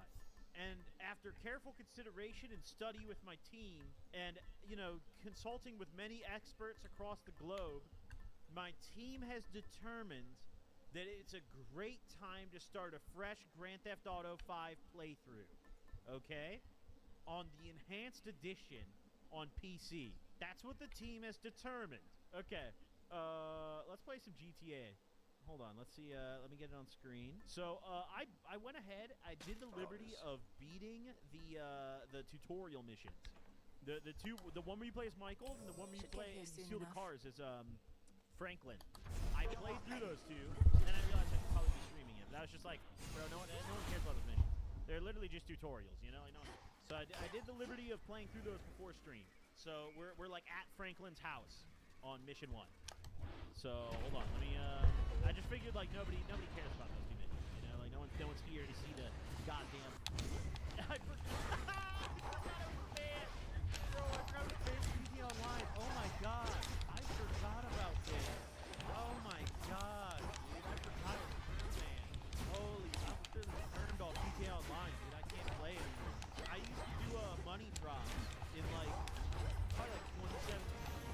I used to do GTA money drops for PayPal. So there's this forum I used to go on that would make threads like, what's it called? Fucking, I'd make threads like, yo, like money drops, like I'll do this amount for this month, you know, like, hit me up. And I did it for a while. I never made that much money. I made like maybe a couple $100, you know? But dude, me and all my homies were balling on GTA Online, dude. We had all the shit. Dude. You had new PC for GTA 6, hardware bans carry over. I don't care, honestly. Online was never like, I never cared about online. I was never tripping about missing out on. Wait, it didn't save my progress? I did this. Oh, I did this fucking mission. Fucking serious, dude. Are you actually dead? Okay, hold on. Also, guys, bad news. Just so we don't get absolutely fucking owned. Going to be not listening to music here, okay? So I need to clarify that because I know we're going to get a million people in chat. We're not listening to music. I'm not getting copyrighted. This is just normal story. Alright, let's go. Now for the last one. I guess we have to play this mission again.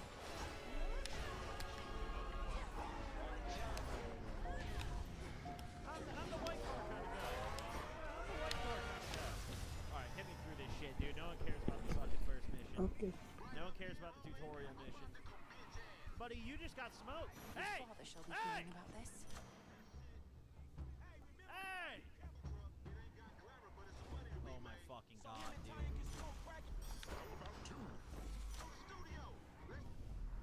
Wait. Hold on, wait, I have to pull over. Hey.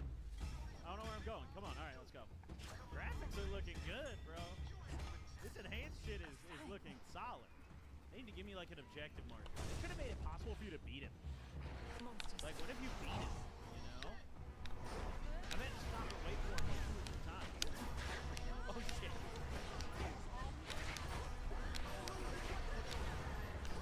What the hell? Wait, why would you say that? Okay, dude. Alright, man. God damn it, dude. I'm never reading chat again. I'm closing my chat window, dude. So respectfully, I'm not. I'm not properly turning my headlights on.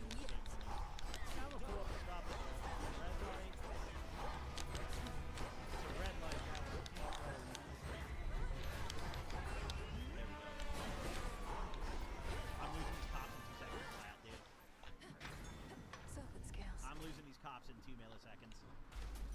God damn it. Or even is he? Yeah, okay, get over here. Should work. Jump out the whip, fucking smoke a cigarette, dude. Fucking walked in traffic. Fucking take a stroll. Nearly there now. Hey, what's up, guys? Hey, man.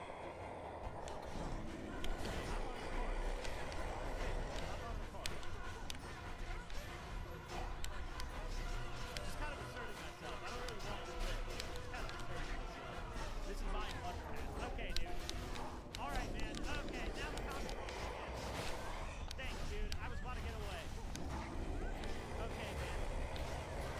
God damn it. Okay. Hold on. Go over here. Go over here. Just hang out a little bit. Fucking light a cigarette. As long as they don't come down the highway here, we're fine. They come down the highway? He's coming down the highway. He's coming down the highway. He's coming In the name of Hades. He's going down the highway. Yo, literally all I had to do was not swing on that guy, bro. All I had to do was not swing on that guy, and I'm out the jam. Alright, let's go. Here we go. 0% chance they come here. 0% chance they come here, dude. They're not coming here. There we go. OTJ, dude, we're going. I'll catch you lacking on that underpass next time, buddy. Pull that little cement truck up again and see what happens, dude. Buddy will be in deep trouble. Alright, let's go. Where am I going? Oh, yeah, you take the shit back to Simeon's. Okay. I forgot. I thought we were just going straight to Franklin's crib. Okay.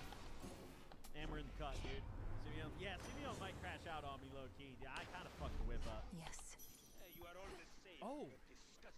This racist in Hey, what's up, bro? Who you calling a nigga? No, I'm not calling nobody a nigga. Wait, what the fuck? What the hell? Okay, good correction. Good save.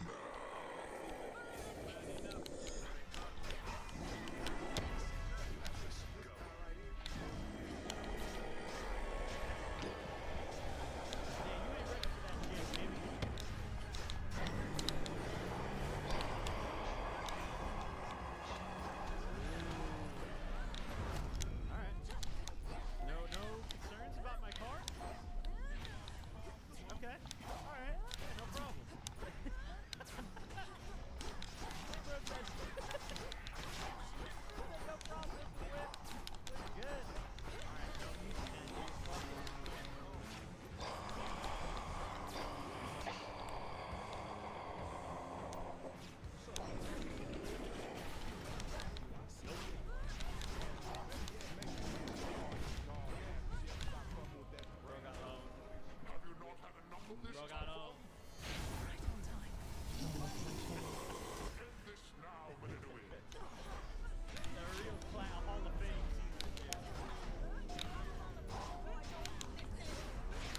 My bad. Sorry.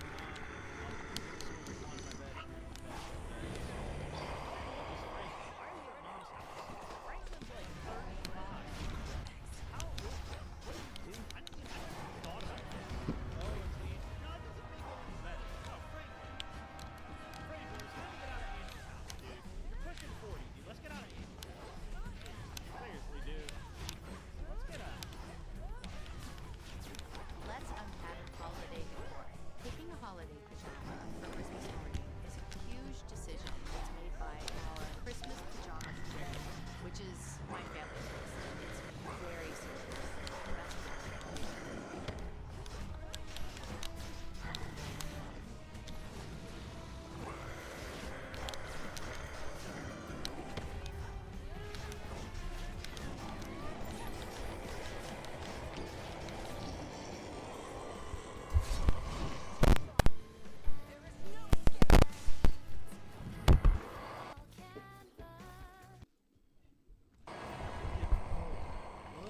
Bro, let's take a bedroom tour. What's up, guys? So welcome to my gaming setup. This is where I game and stream. So first, we come over here. I listen to my vinyls. Shit's really lit. I've been bumping a lot of Kilby Sack Slaughter lately. Close second though, the Madhouse by Mad Dog. That's a real great track. I love that. It's really good. This world is Here I am with and for the most my part, shorty. they are not unstoppable. Here here I am as with Shorty. evidenced by our dark princess of the dead. Gotta rip the Benjamin for the win, man. Also, like fried fruit. Here's my TV, little pizza, no problem. I was playing some Sims 2 on console. You know, I don't. A 2-liter on the nightstand. A 2-liter on the nightstand. Get any sleep at least while you're... Y'all wake up in the middle of the... good sleep of late Motherfuckers is got a hypnosis. book? No Might book be him. reader sleeps with a 2-liter of Coke by their side. Heard the Okay? good news. Yeah, that The actually, artifact low-key, I that gave looks to like you. more than a 2-liter. It can forestall the inevitable. That might be a Almost like a doom 2.5 to repellent. 3-liter. Except Let's it take, works let's take a look around, dude. I'm Hi, certain Auntie. it shall. What are we watching? Sometimes all I need is a few moments more. Only in the final moments of your evenings, I'm afraid. Of course, we also have... Then I'll be seeing you around. Are you cooking for me tonight, boy? Alright, well, I'm out of here then. See you, Shorty. Hey, Simeon. Hey, what's going on? The market, my boy. Liquidity's a bitch. Get over here so I can give you the new repo list. No problem. I'll be around when I get a chance. Okay. Hey, honey. I found Cersei the Enchanter. That I do. Selene. Alright, I'll be there She's been shortly, great. Simeon. Hold on, I'm involved in something When right last now. we spoke in the taverna, I didn't mean to shame you. Think nothing of it. Siren music said Yeah, you were coming for me. I don't think I forgot about that Cried by shit, all those who dude. sailed in their I don't think I vicinity forgot must about that have as fucking well. shit. Incessant drivel, though, that's all you think it is. On my way. Perhaps I was a bit uncharitable in my assessment. Sorry, It's Simeon. just- Yeah, I'm on the way. It must be very catchy, I'm on the way, Simeon. No Hi. problem. Sorry. Sorry for the delay and everything. Get out of my way! Up you go. Sorry, Simeon. Heading to work just now.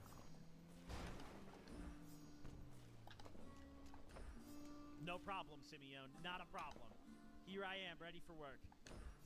What's going on? Hey, what's up, Simeon? My dear boy. Oh, what's going on? So good.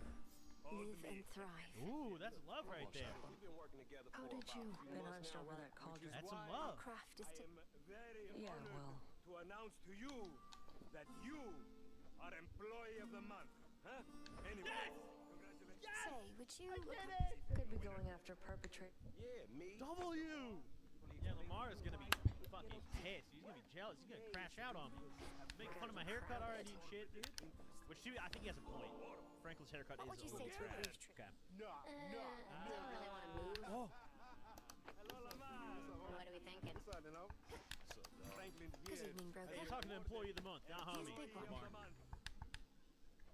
You fucking with me, right? Man, we both being fucked with, dog. Knock it off, man. For real, after all the Hail, motherfucking work I spirit. put in, man. Man, fuck this Employee of the Month shit, homie. I'm sitting up here trying to get us... What you mean, fuck this Employee of the Month shit, man? When there's some shit to be won, goddammit, I want it. I don't give a fuck what it is. You know what I'm talking about? I take no prisoners. I go hard doing this shit. Big dog, big nuts. When names is on the motherfucking board, I want to see my name at the top of that motherfucking next to it. It needs to say... This seems promising. Hey, maybe You next got month. it. Man, fuck next month, Simeon. What about today? I demand a retrial. I guess that's gonna heat things up out there a bit. Hasn't made the payment at all. Some kid at Vespucci Beach. Okay. His name is Esteban Jimenez. Is he in a gang? Esteban, okay. Curiously enough, I did not inquire when he bought the bike. Let's We try got this work on. to do, Got it. Employee of the month. Yeah, come All right, let's go. Big dog, big nuts. Maybe We this out. ought to tip the scales in your favor. With that old raggedy ass here. My car's here. Shit is enough to get a shot right there. Hop in. Took you to step up, nigga. We out the jam, baby. Airtime, baby. Oh, land it, land it, land it. Yeah, yeah. Right on track, baby. Hit a nasty little jump. If that car wasn't there, I would have perfectly landed that, bro. That literally would have been a flawless landing. Story of your life, asshole. Oh, I think we get a gun here. I think this is where we get our piss meat. Think this crazy motherfucker wants something. Hey, what's up, dude? Hey, what's up, homie? You alright? No, wait from me! Sample agents! Bro, it's tweaking. Yeah, you What do I need? your bitch ass, huh? Drunk ass. I really will hit your ass. My bad, my bad, my bad, my bad. My bad, dude. I'll play it cool, Lamar. My bad, my bad. They just had no reaction to me just curb stomping this tweaker to death. Hey, look, let's Kitty! Ass out. Shit, we in Vespucci Beach. too, and they're fat. Look. Oh, wow. Yeah, I wonder which garage it's gonna be. Ain't this about a bitch? Ain't no motherfucking bike in here, Can man. I take your order? Shit, nigga. Hola, amigos. Uh-oh. So you're trying to creep up in here, man? Yeah, you saw this motherfucker? Oh. Oh, shit. Oh, shit. Hey, nigga, I would've just got my ass beat over a fucking gunfight. What the hell? Being a pussy nigga and grab that heat. Homie, get out of here. You know what? Sure. All right, we don't got no auto aim on this shit. This is PC, buddy. You think they're sharp? Got us closed in here.